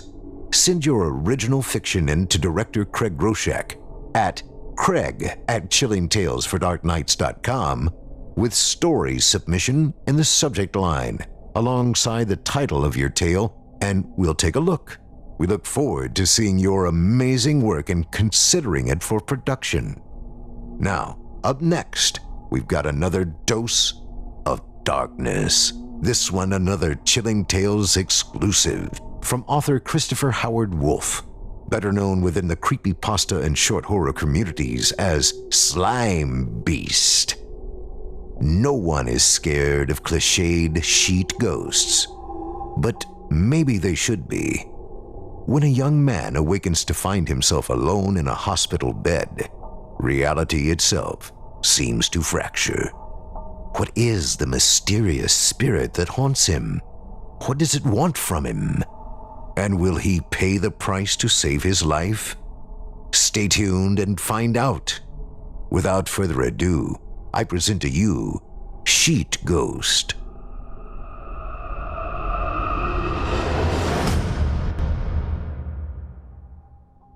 Have you ever seen a sheet ghost? You know, the generic hovering spook dressed in a white sheet with eye holes. You've only seen them on television and in movies, right? Charlie Brown dressed as one. Mystery Inc. unmasked one on every episode of Scooby-Doo. However, actual ghost stories rarely adopt this image. Real ghosts, if you believe in them, usually take the form of boring orbs of light or plain old humans. People laugh at the idea of a cartoon ghost fluttering about, but at least it's a touch more creative than some random semi-transparent person. So what would you say if I told you I've seen a sheet ghost? Maybe you chuckled a bit when I said that. Maybe you shook your head disapprovingly and you're about to stop listening. I'd advise against it. When I'm done, you might find yourself just a little more wary of sheet-clad specters than you were before. When I was 15, I fractured both of my forearms. Up until that point in my life, I displayed that sense of immortality older folks always accuse teens of having. I behaved like I was invincible, which led to a skateboard jump that probably looked amazing for about 3 seconds. Then I threw my arms out in front of me to stop the oncoming pavement. The gruesome twin pops told me everything I needed to know before the runaway train of agony traveled to my brain. And after my friends were through freaking out, a call to 911 had me in the back of an ambulance and on my way to Holcomb County Hospital. You know how it went from there. I was partially scolded by EMS workers for not wearing elbow or knee pads, Nurses in the emergency room told me I was fortunate not to have broken anything else, and so on. I tuned them out at the time, partially because I was an angsty teenager and partially because I was in the worst pain I had felt in my life. So far, at least. Luckily, only one wrist needed surgery. The other would heal itself over time. I found myself in double casts when I woke up after the procedure. I studied my arms and chuckled, declaring that I was the world's largest lobster, a concept likely brought about by the medication. The stickers and writing on my casts told me that some of my dumbass friends had come by while I was still knocked out, and had probably left out of boredom shortly thereafter. As my vision and my mind cleared, I read the scribblings out loud. Glad you didn't die. Get well, you smell, go to hell. I wasn't watching, do it again. Classic. The audible wheezing started while I was peeling off an Arcade Fire sticker. I didn't pay any attention to whoever was in the bed next to mine until that wheeze built into a rasping cough. After a few awkward moments of staring at the curtain dividing us, I couldn't take the guttural retching for any longer without speaking up angrily. "Dude!" I commented. Admittedly, I was only concerned with how much the patient was grossing me out, but again, I was 15. "Dude, are you all right, or?" I asked, trailing off so the whooping chain smoker could interrupt and tell me they were fine. Instead, there was no answer, just noise. I leaned dangerously far off the bed, especially in my woozy state. I threw the curtain aside with a rough sweep of a nearly numb arm. The bed was empty. There was no second patient. Worse yet, I could still hear the gradual tapering off of a pathetic, barely audible wheeze. The bed wasn't just empty. It was pristine, covered with a perfectly crisp white sheet, and ready for the next person who needed a place to recover. I picked up the button to ring for a nurse as best I could, and was about to mash it down with the other hand. All at once, feelings of embarrassment came over me as I realized my phantom roommate must have been another byproduct of the drugs. I put the button back down and laughed to myself as I studied the bare bed once again. Then, the sheet began to rise, filling like an inflating lung drawing a slow, deep breath. I stared, confused at first, and then stupefied as it settled into the shape of a covered, motionless body. I fumbled for the call button again, jamming it rapidly. The draped figure sat up slowly from the bed, its rigid form staring forward and, thankfully, paying no attention to my presence. I stared in the stunned silence as the figure slid from the bed and stood, never dropping the sheet that draped back over its head. The body behind the sheet, as far as I could see, did not exist. I know what you're expecting at this point, and no, I didn't follow it. I sat there like a good boy and waited for the nurse to come in and tell me I was suffering from a pretty hardcore hallucination. I sat for minutes on end, watching as the cloaked figure stood facing the room's door, groaning loudly to itself. The sound was a droning, almost forlorn, "Oh." It repeated the ominous noise again and again, until I was completely convinced I would lose my mind. If the stomach-gnawing dread didn't do me in, the soul-chilling din would. No one was coming. Somewhere deep inside, I knew that for a fact. I didn't understand what was happening, but I was slowly coming to the realization that, yes, it indeed was happening. The silver doorknob caught my attention. One groping turn, even with my useless arms, would allow the thing to pass through the doorway, relieving me of its horrifying presence. So, I did it. I stood up, approached cautiously, and let it out.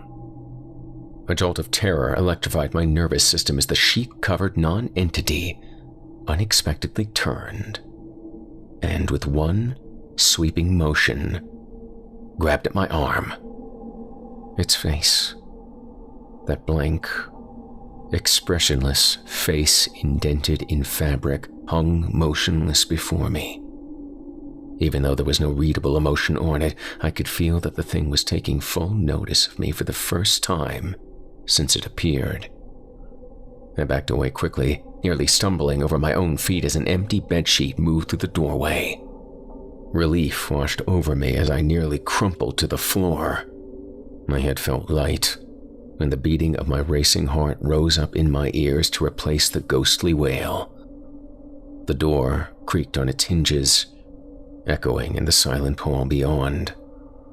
There were no voices, no beeps and boops of medical equipment, nothing but the groan gradually fading into the distance. I called out for help to anyone who could hear me.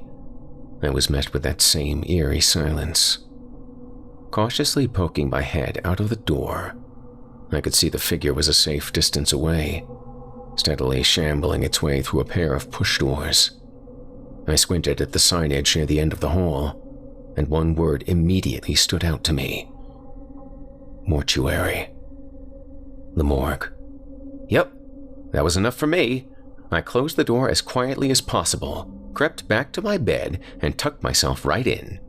I noped out of the situation in as calm and orderly fashion as humanly possible. I don't know if you've ever heard the term out of sight, out of mind, but I tried to live that phrase. Alone in the room once more, I decided that I had indeed been hallucinating, and that absolutely nothing was out of the ordinary. Repeated glances to the bed next to me, now lying bare, defied my attempts to regain some shred of comfort. Its covering was gone. No matter how many times I looked away, closed my eyes, slowly counted to 10, and looked back. After a brief period of time that felt like an eternity, I decided that it had always been that way. I chuckled at the absurdity of me imagining a made bed. I laid back, squeezed my eyes shut, and tried to force sleep. All that I could see, of course, was a certain white figure standing motionless in the pitch-black void behind my eyelids. I could try to fool myself, but the human mind doesn't let go of those images quite so easily. A realization dawned on me, causing my eyes to pop open again. The nurse still hadn't come. I could deny everything else until fatigue eventually won out and I slipped into a dream, but the fact that no one had answered the call button was an inarguable fact. I pressed it again, then a third time. Nothing. For all I knew, I was alone, isolated in a strange second state of being with only the memories of a phantom to keep me company. With the icy, bone-fingered grip of fright clasping my insides once more, I curled up in a fetal position and drew the blanket over my head. I had to shut the world out until it decided to behave properly and start making sense again. A new sound violated my ears. It was the most awful, maddening sound yet. An alarm rang out through the hospital, bringing to mind every doomsday scenario I'd seen in a disaster movie. The repeated digital squeal was wrong. It slowed down and warped, dragging each death knell out into the most obnoxious, garbled screech. I had to leave. Not just the bed, not just the room, but the entire hospital. The almost pleasant post-surgery numbness was giving way to a dull ache that would only grow more insufferable over time. I didn't care, though. I'd choose the pain over staying in that madhouse any day. The roar of the alarm grew louder as I moved my head from the pillow and threw my blanket to the floor. Darkness. All that I could see of the room were faded swaths of reality bathed in the flickering red emergency lighting. I don't remember if I cried out, but I know I wouldn't have been able to hear myself over the din either way. I leaned against the wall and made my way back to the door, pushing the lever down again and swinging it open with my foot. The hallway was just as confusing. warning lights flickering in a weak attempt to lay out a path to safety. I kept to the wall as I moved through, pressing the casts against my ears to lessen the sensory overload. My brisk walk along the suggested route to the exit was halted when I realized where I was headed. The mortuary. The double doors were right in front of me, and I hadn't noticed until I was face to face with them. It made no sense. I thought that I must have gotten turned around, that no actual route of escape would lead deeper into the building. But the conclusion was clear. Even with the distractions around me, I knew I was being guided in the wrong direction. The lit path, the pointing exit signs, and even the floor plan affixed to the wall were directly lying to me. So, naturally, the most sensible option was to turn around and do the exact opposite of what they said. I pivoted on my heels and sprinted in the other direction. I could feel my brow knotting up in confusion as I looked ahead. Through some deformity of time and space, I found myself once again headed toward the distant doors of the hospital morgue. Both ends of the hallway ended at the same location. No matter how rapidly I looked between them, both duplicates of the entrance remained firmly in place. I didn't need to get back to my room. I needed to get into any room. I had no idea what floor of the building I was on, but I knew I was going out of a window regardless. Flinging a random door open, I ducked through and into what should have been safety. Instead, I found that the door opened back into the same corridor with the same intimidating destination. The room number read 318, but the interior was a red-drenched hallway. Moving to the next door, I found 317 opened into the same exact space. So did 316, 315, and so on. I lost all hope in that moment. Either I was trapped in a nightmare I couldn't wake from, or I was going to die from the throbbing stress of sight and sound that threatened to burst my heart and mind. Neither option looked good. Boom. The double doors flew open, thrown wide as if they had been kicked out. In every direction all around me, an inexplicable house of mirrors displayed nearly identical images. It was a dark figure, black in silhouette, as if to contrast the walking sheet I'd just gotten rid of. I say the figures were only nearly identical because as my maddened owl's gaze was fixed in each direction, I noticed differences in speed and movement. The reflections at every end of every hallway within view were deviating from their clones as they approached me at the very center. The figure hovered above the stark white hospital floor, and as it levitated toward me, I could see what it truly was. A body bag, shredded from the knees down, wisps of plastic hanging in tatters. Neon yellow warning tape wrapped the vertical bag as if it had pressed its way through a cautionary web and became ensnared in the process. My hands moved from my ears to my eyes, letting the full blast of the alarm pierce my skull again. Blotting out the scene in front of me seemed much more important. Suddenly, silence. I knew what that moment of quiet meant, and I feared it more than the noise. The thing, the body bag, had reached its prey. It stood directly in front of me. It stood all around me. I felt as if I could have suffocated in the middle of their reeking, stifling bodies. I dropped my arms to my sides and let my head sink. There was nothing I could do. Nowhere I could run. Somewhere along the line I had passed from my own world into a parasitic twin dimension. Hell, I considered the idea that I might have suffered complications in surgery and that I was already dead. I opened my eyes, first staring balefully at the perfectly lit tiles under my feet, then raising my view to the thing in front of me. While I wasn't looking, the world had corrected itself, though the upright body bag still remained. "What do you want from me, man?" I whispered in a barely audible voice. There was only one now, one gleaming, dark form, its zippered face locked onto mine. Something spilled from beneath it, something wet, gelatinous, and smelling of death. A single interwoven rope of entrails, The braided innards spasmed and twirled around each other, pulling themselves upwards into the air like the searching tentacle of a sea monster. I gagged at the sight, my heaving stomach wanting nothing more than to uncontrollably spill its contents. The disgusting, spaghetti-like appendage wound itself around my arm. Despite my protests, I couldn't pull away. My screams fell on deaf ears.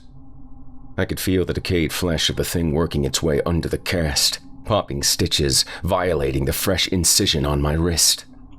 I don't know if there was some sort of shared thought as it tried to merge with my tissue, or if my thoughts had simply cleared in a moment of fight or flight panic. Either way, I now knew exactly what it wanted from me. The same thing it had tried to grab back in the hospital room. It needed my hand. It needed the fresh, working part added to its conglomeration of meat, and appendage that wasn't locked in place by rigor mortis.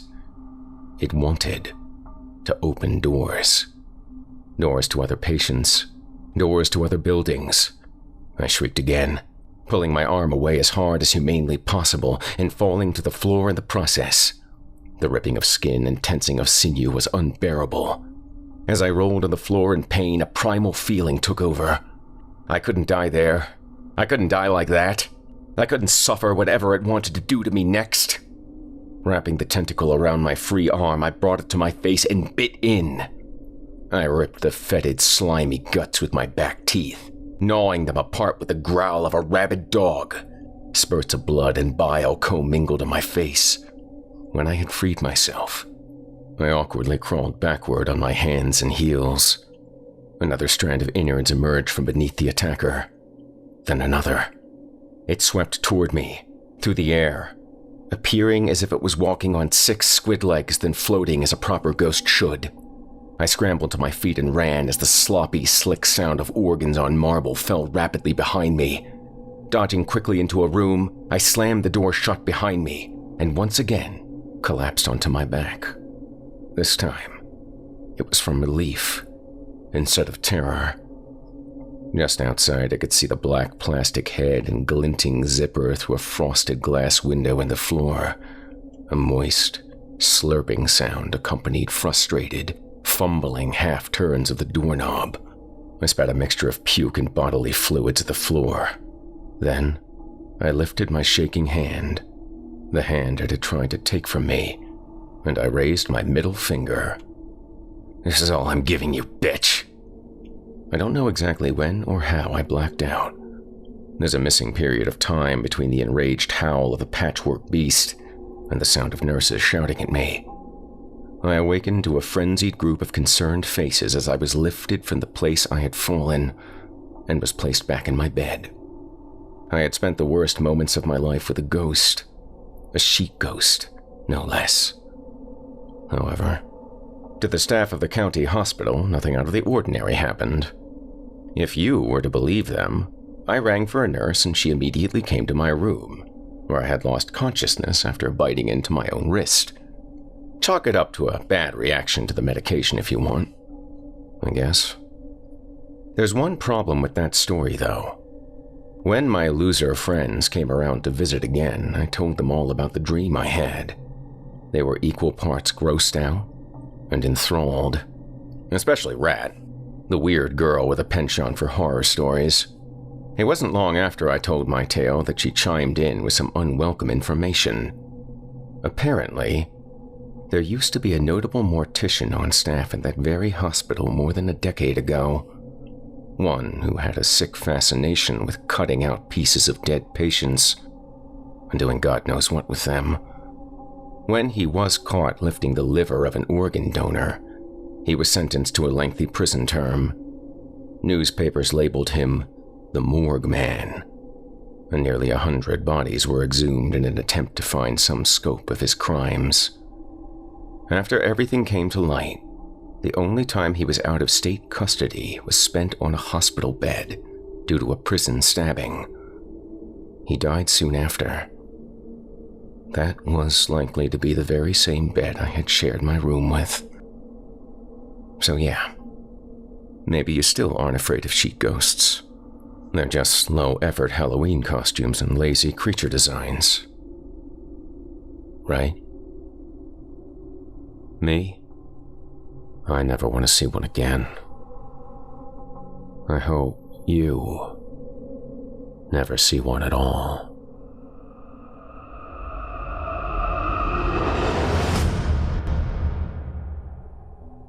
I hope you enjoyed Sheet Ghost, as written by Christopher Slimebeast Wolf and performed by Jason Hill. Up next, we've got one final fearsome work of fiction from author J.M. Cennamo. In it, we'll meet Tommy and his parents, all of whom have just moved into their new home.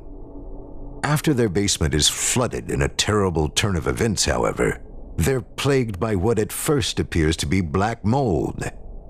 But as they're fated to find out, there is something far more terrible to the dark patches and their home than they could have ever suspected. Without further ado, I present to you Black Mold.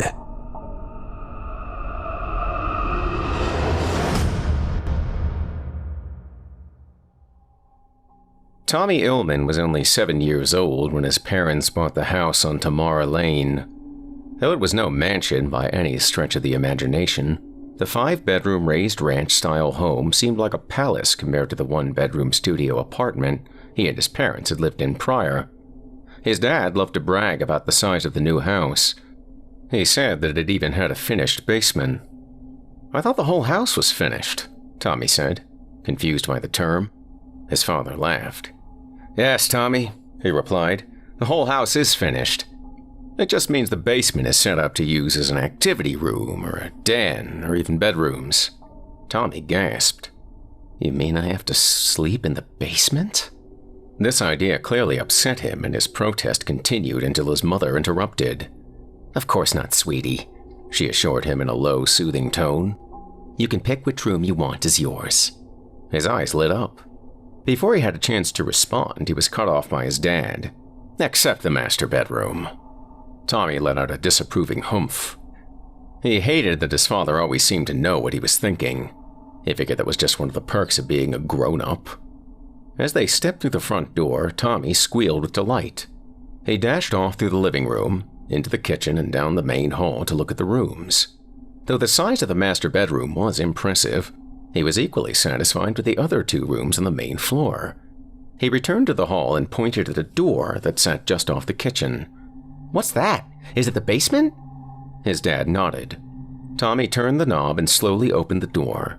He was greeted by a wooden staircase that plunged downward into a dark, wide-open room. He turned to his parents. Fear painted across his innocent face. "It's okay, just turn on the light. The switch should be on the left wall. Show me your left." Tommy lifted his left hand slowly. His parents smiled and nodded encouragingly. He slowly slid his hand along the wall until he felt the switch. With a click, the light above the stairs came on, forcing the darkness to retreat. Tommy gave a weak smile, then carefully began to descend the stairs. The basement was much larger than he'd expected, and far less scary with the lights on. The main room was the length of the entire first floor, big enough to run around in or even play a game of tag. 2 bedrooms sat against one of the longer walls with a small half-bathroom between them. As Tommy marveled at the size of the basement, he was startled by loud footsteps on the stairs behind him. "I thought the basement was supposed to be finished," his mother said with disappointment in her voice. "The walls are just bare cinder block, and the floor isn't even carpeted." "Only the main room needs carpeting. The bedrooms are carpeted and the bathroom is ready to go. And I like the cinder block walls. Gives it a certain vibe," his father responded, placing a reassuring hand on her shoulder. His mother scoffed. "Yeah, like a dungeon." Tommy laughed. Sure, the concrete floor and gray cinder block walls weren't exactly homey, but the space definitely made up for it. Tommy peeked his head into one of the small rooms. "I like it down here," he said excitedly. "Can this be my room?" His parents looked at him with a mixture of confusion and shock. "Oh, come on," he pleaded. "This room can be my bedroom, and this room can be like a game room," Tommy explained. walking through the adjoining bathroom. "I'm a big boy now, and this way I can make noise and play video games and have friends over and practice karate and—" His parents started chuckling. His mother gave him a comforting smile. Okay. If you really like it, then I guess we can give it a shot. If you change your mind, we can always move you to an upstairs room." Tommy gave his mom and dad a big hug. "Hey," Tommy began as he looked toward the far corner of the main room. "What's that?" He pointed his tiny index finger at a large rebar grate in the floor. His dad walked over to it and peered inside. Looks like an old drainage grate. Bone dry in there now. Must have been used to drain water from the basement during construction before it was flood-proofed. Don't worry, though. Realtor said they sealed it up real good like a submarine. Tommy giggled. He loved submarines and boats. With a thumbs up, his dad reassured him this would be the best room in the house. That first winter was very trying for Tommy and his family. Repeated snowstorms brought over 5 feet of snow and temperatures that dipped well below zero. Of course, these conditions bothered his parents much more than they did him. Even though he couldn't play outside due to the winter advisory that was in effect, the schools were closed, and he got to stay in and play video games with his neighbor and new best friend, Ryan Fisher. He was slightly older than Tommy, and though the age difference was only by a couple of months, Ryan loved to rub it in Tommy's face. However, Tommy didn't pay attention to any of his teasing. In fact, he thought this behavior only showed that even though Ryan was older, he wasn't any more mature. "So, what made your parents buy a haunted house?" Ryan asked, never taking his eyes off the video game they were playing. "What do you mean haunted?" "It's not haunted," Tommy protested, having lived in the supposedly haunted house for several months. Ryan shrugged, eyes still glued to the TV screen. "People say it's haunted. They say the last guy who lived here liked to lure kids down to the basement with candy. Then he would kill them and eat them. They say he killed himself when he heard the police were coming to get him and—" "Boo!" Ryan shouted and lunged at Tommy, causing him to let out a high-pitched yelp and drop his controller. He punched Ryan in the arm and began using words that would surely get him grounded if his mother heard him say them. That night at the dinner table, Tommy decided to break the usual silence with his newfound information. "Ryan says our house is haunted." His parents stopped eating and waited for him to continue. "He says a bad man used to live here, and he ate kids in the basement." Naturally, his parents were mortified at what the neighborhood kids said about their house. "Sweetie," his mom said, placing a hand on his arm, "that's just a scary story the neighborhood kids made up to frighten you. The house isn't haunted, and no one that lived here ate people. Isn't that right, dear?" Tommy's dad nodded in agreement. "That's right. The realtor said the house had been foreclosed after the original owner had passed away." Tommy gasped at the thought of someone dying here. "It's okay, T. The realtor said he was an old man, and it was just his time to go. Nothing to be scared of." Tommy believed his parents, but still, he felt uneasy about the house, especially the basement. "Can I move my room to one of the upstairs rooms?" he asked with a hint of fright in his voice.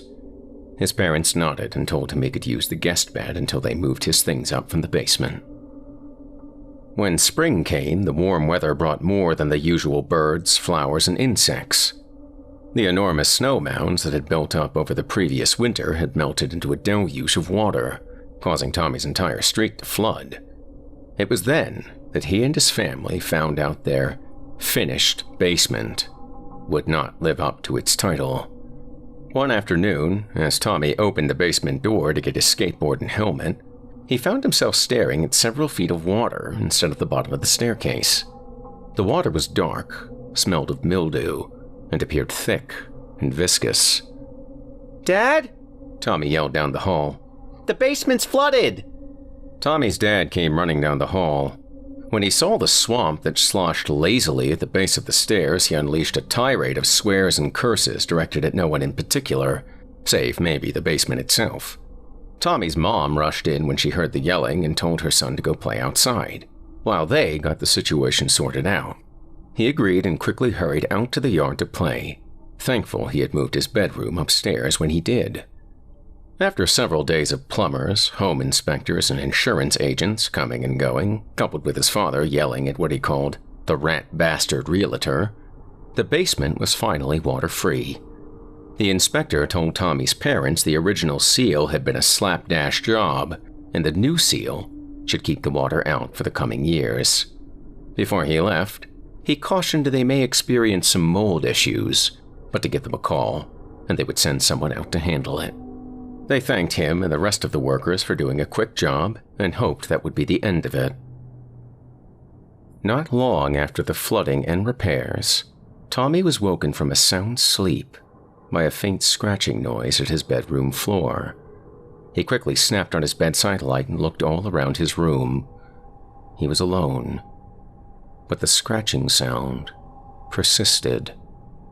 He slowly crept out of bed and placed his ear near the heating vent in his carpet. It was then that he realized it wasn't scratching he was hearing. It was whispering. "Tommy." The voice rasped like the sound of dry leaves scraping on pavement. "Tommy, please. Come down here. I want to meet you." Tommy was frozen with terror, but mustered all of his courage to respond. Who are you?" he asked, voice trembling. The whispering returned. "I'm a genie," the voice lied. "I was trapped down here until the water set me free. I have so wanted to meet you and your family. I've listened to you for months, hoping I would be set free so I could grant you wishes." Tommy grabbed his flashlight and made his way down the hall. He carefully approached the basement door. He reached out with his tiny hand, placed it on the knob, and slowly opened the door. As the hinges squealed and groaned, the batteries in his flashlight died.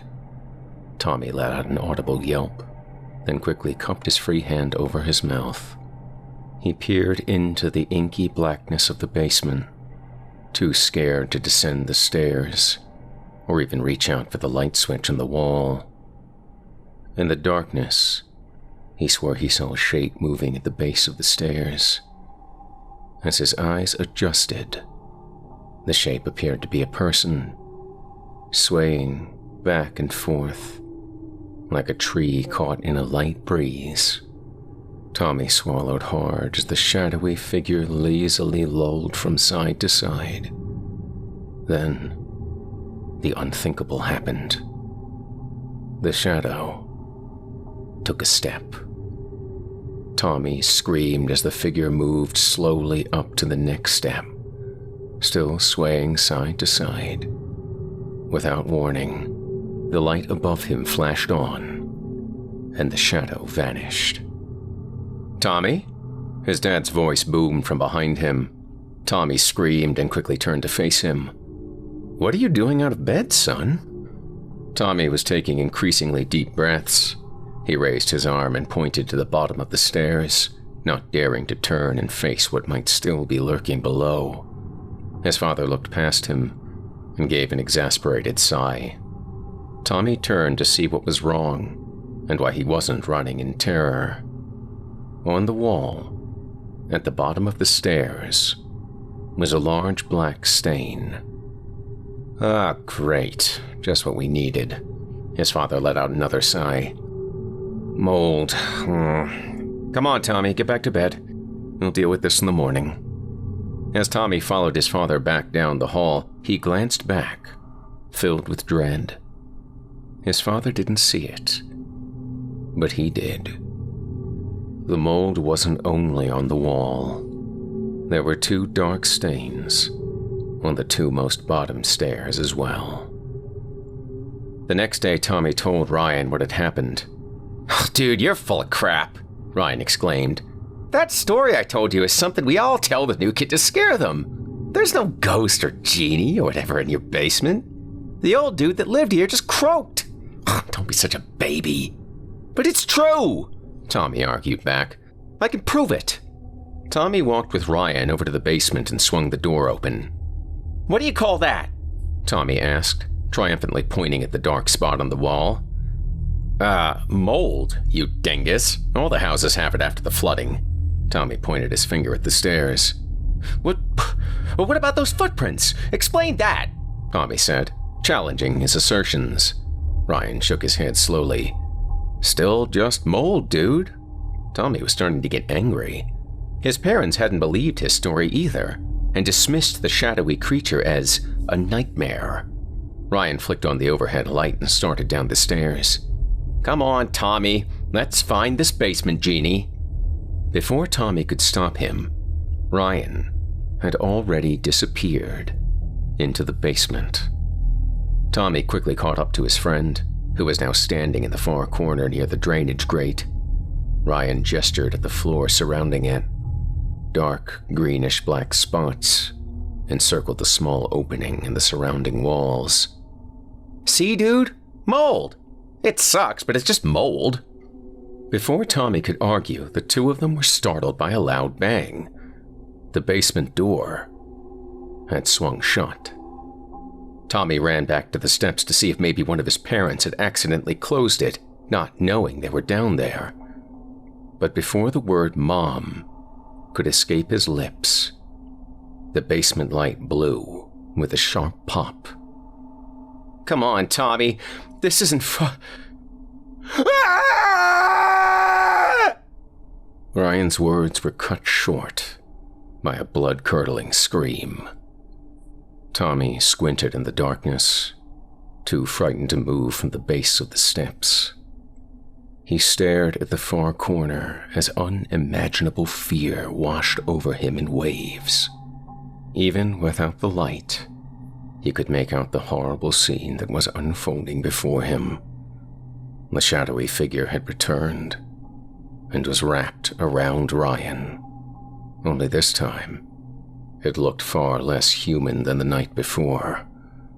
Numerous limbs, claws, and tendrils groped, slapped, and squeezed his friend until the screaming stopped. Tommy saw the shadows lower his friend's limp body to the floor. Tommy, the shadows whispered. I'm still hungry, Tommy. The dark mass shambled toward him, twitching and chuckling. Will you feed me, Tommy? Will you bring me more food? Tommy began to sob. He knew that this was the end. He knew this creature would squeeze the life out of him like it did Ryan. Then it would get his parents. He closed his eyes and braced himself. What the hell are you kids doing down here? His father yelled from the stairs, flashlight in hand. Didn't I say it wasn't safe to be down here because of the... He didn't finish his sentence. Tommy's dad cupped a hand over his mouth as tears began to form in his eyes. Oh my God. Ryan. Tommy, what happened? What did you do? The shadows had retreated once again. Tommy ran to his father and wrapped his arms around him, hot tears stinging his eyes. It was the mold, Dad. It was the mold. The coroner's report had ruled Ryan's death an accident. They said it appeared he had suffocated from an intense allergic reaction from the mold spores in the Illman's basement. They said that situations like this were rare but not unheard of in young children. Ryan's parents, however, did not accept this explanation. Instead, they took their sadness and frustration out on Tommy and his family. This is all his fault! Ryan's mother screamed through tears, pointing an accusatory finger at Tommy. That little bastard did something to him! He's sick! Our whole family is sick! Mr. Fisher tried to calm his wife down, but the same pained, judgmental look lingered on his face. "Honey," he began, "not here. Not like this." Ryan's closed casket sat just a few feet away on a small white altar, adorned with flowers, stuffed animals, and photos of the now-deceased boy. Tommy hid behind his parents and burst into tears, his small voice trembling. "It was the mold monster, Mrs. Fisher." Tommy struggled to get the words out. The sudden loss of his new best friend gripped him in fear and anxiety that would not shake loose. Mrs. Fisher approached the Illmans, hatred and pain in her eyes. "The only monster is you! Get out! Out!" With that, the funeral director approached the Illmans and firmly asked them to leave. After Ryan's funeral, things only got worse for Tommy and his parents. The voices and shadows had stopped, but his fear of their return kept him awake most nights. One evening, when he should have been sleeping, he heard his parents arguing in the living room. Tommy's mother wanted to sell the house and move. "We can't stay here," she pleaded. "The mold is dangerous and Tommy is terrified. His best friend died down there." His father met her concerns with anger. "We can't just leave. We sunk so much money into this goddamn house. Who's gonna want to buy it after a little boy just died here, huh? I had that shit in the basement cleaned best I could, and I filled the damn drainage grate with cement. What more do you want from me? What about our son?" she screamed. "Don't you give a shit about him? He won't sleep. He barely eats. He won't even go near the basement. He is traumatized." Tommy's dad paced back and forth, hands covering his face.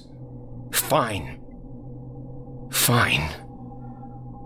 Take him to therapy. Get some help. He's obviously all screwed up. I told him not to play in the damn basement. You do whatever you want, but I am not leaving." His mother grabbed her coat and stormed down the hall to Tommy's room. "Get up, sweetie," she said, lightly shaking Tommy's shoulder. "We're going to stay with Aunt Linda and Uncle Steve." Tommy slipped on his shoes, took his mother's hand, and the two of them drove off into the night. Tommy didn't see much of his father after that fight. He and his mother stayed with his aunt and uncle until they were able to find an affordable townhouse. For the first few years after his parents separated, his father would come and visit a few times a year, but the constant bickering with his ex-wife made his visits less and less frequent. Until one day, they stopped altogether. Tommy attended therapy at the behest of his mother and school guidance counselor to help cope with what he had witnessed in the basement. After years of therapy, he eventually came to terms with Ryan's death being a freak accident caused by severe anaphylactic shock. True, he still had his fears of basements, sewer grates, and mold, but he tried not to let it interfere with his day-to-day life. The visions and voices all seemed to vanish the night he and his mother left the moldy old house. Now 18, Tommy had decided to leave the townhouse he and his mother called home for the past 11 years and rent his own small place in the city. His new apartment was barely bigger than the living room at the townhouse he'd just left, but it was closer to campus, and he could even walk to work if he had to. One evening, as he was just getting in from work, the weather took a terrible turn. Rain had been hammering down for hours, the gutters below Tommy's apartment filled with rushing water and debris. This type of weather always made him anxious. Thunder boomed just above, shaking his windows. He closed his eyes and tried to tell himself it was just a storm. As the noise from the growing storm raged on, his mantra was broken by the sound of his cell phone. The phone jingled to life with a number he did not recognize. Tommy nervously pressed the accept button. "Hello? Tommy speaking?" There was a pause. He heard someone on the other end breathing heavily. "Tommy, it's It's Dad. I know it's been a long time since we last spoke, but I heard you moved to your own place and were going to college, and I just wanted to see how you were." Tommy sat silent for what felt like an eternity. There were so many things he wanted to say to him, wanted to shout at him. He took a deep breath and closed his eyes. I'm fine, Dad, thanks. Been keeping busy, work, school, you know." He heard his dad chuckle on the other end. It had been so long since he had heard his father's laugh that he forgot how soothing it could be. "You sound so big now, T. I'm sorry I let time get away from me like that. I should have been there for you and I wasn't. I hope I can make it up to you, son. Anyway, I have some news you might like to hear. I know how much you hated that old house after your friend Ryan passed away. Well, I just heard from our old realtor that they tore it down to make way for condos or something like that. Isn't that great?" Tommy felt his heart sink. Tore it down. "Even the basement?" Tommy asked, fear causing the hairs on the back of his neck to prickle. Yeah, even the basement. It's great, right?" Before Tommy could respond, his living room light flickered and went out. The room filled with a wet and rotted odor as the vague shadows began to shift around him. "Dad," Tommy nervously whispered into the receiver. "They let it out. They broke the cement in the grate and they let it out, Dad." His eyes darted around the room, phone still pressed to his ear. The silhouette seemed to dance and weave with every move he made. "Tommy, calm down, okay? We've been over this. There's nothing in that basement that can hurt." His father's words were cut short. He pulled the phone away from his ear. The screen was blank, dark, dead. Panicked, he bolted for the front door. "Tommy! Where are you going, Tommy?" The whispered voice of the shadows asked from just in front of his only means of escape. Something was different this time. This time, the shadows had more than one voice, speaking in unison. Ryan, is that you?" Tommy choked out between stunted breaths. "We're hungry again, Tommy. We haven't eaten in years. You're going to feed us, Tommy. You're going to feed us." The engulfing darkness slithered through the air, wrapping Tommy in their damp embrace. The stench of mold and decay filled his nose. The inky blackness wriggled and squirmed in and out of his mouth. The shadows blanketed his eyes and filled his ears until all fell dark and silent. Tommy's father came bursting through the front door of the small apartment. He knew he hadn't been the best dad, but he had to see what happened to his son when he heard the panic and fear in his voice. He needed to be sure that everything was going to be okay. But it wasn't okay. Nothing was okay. In the small beam of light that trickled into the apartment from the outside hall, he saw the lifeless form of what used to be his little boy sprawled on the floor. He rushed over and held his son's body in his arms. Silent, weak sobs escaped him as he rocked back and forth, trying to make sense of what could have happened since they last spoke 3 years ago. The door to the apartment slowly creaked shut, extinguishing what little light the hall had offered. A damp, moldy smell crept into the room. Tommy's father began to cough and choke with the noxious odors that now seemed to surround him. He raised his head and peeked over the shoulder of his son's corpse. On the other side of the room, the shadows bobbed and weaved from side to side. The squirming mass of darkness lolled toward him. "Dad, we're hungry."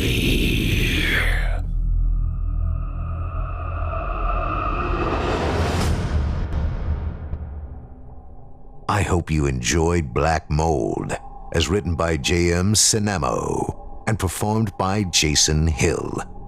I'd like to thank you personally for listening tonight. If you had as good a time as we did, please take a moment to subscribe and hit that bell notification icon here on YouTube to ensure you never miss a new release. And follow us on Facebook, Twitter, and Instagram. You can also check out our podcast of the same name on iTunes and wherever else podcasts are found, and see our other quality programs at simplyscarypodcast.com. And please consider signing up as a patron at our website, chillingtalesfordarknights.com, to show your support and get all of our content, including our audio archive dating back to 2012, ad-free. Lastly, thanks again to today's sponsors, Astonishing Legends, for their support of the show. And remember, your support of their program helps ours out as well. Be sure to listen to the Astonishing Legends podcast on Apple Podcasts, Spotify, or wherever you listen to your podcasts. There are links to our friends in the video description below. I'm your host, Steve Taylor, and it's been a pleasure, as always. I'm so glad you were able to join us tonight. Tune in again next time when we once again turn off the lights and turn on the dark. Sweet dreams, listener. Sweet dreams.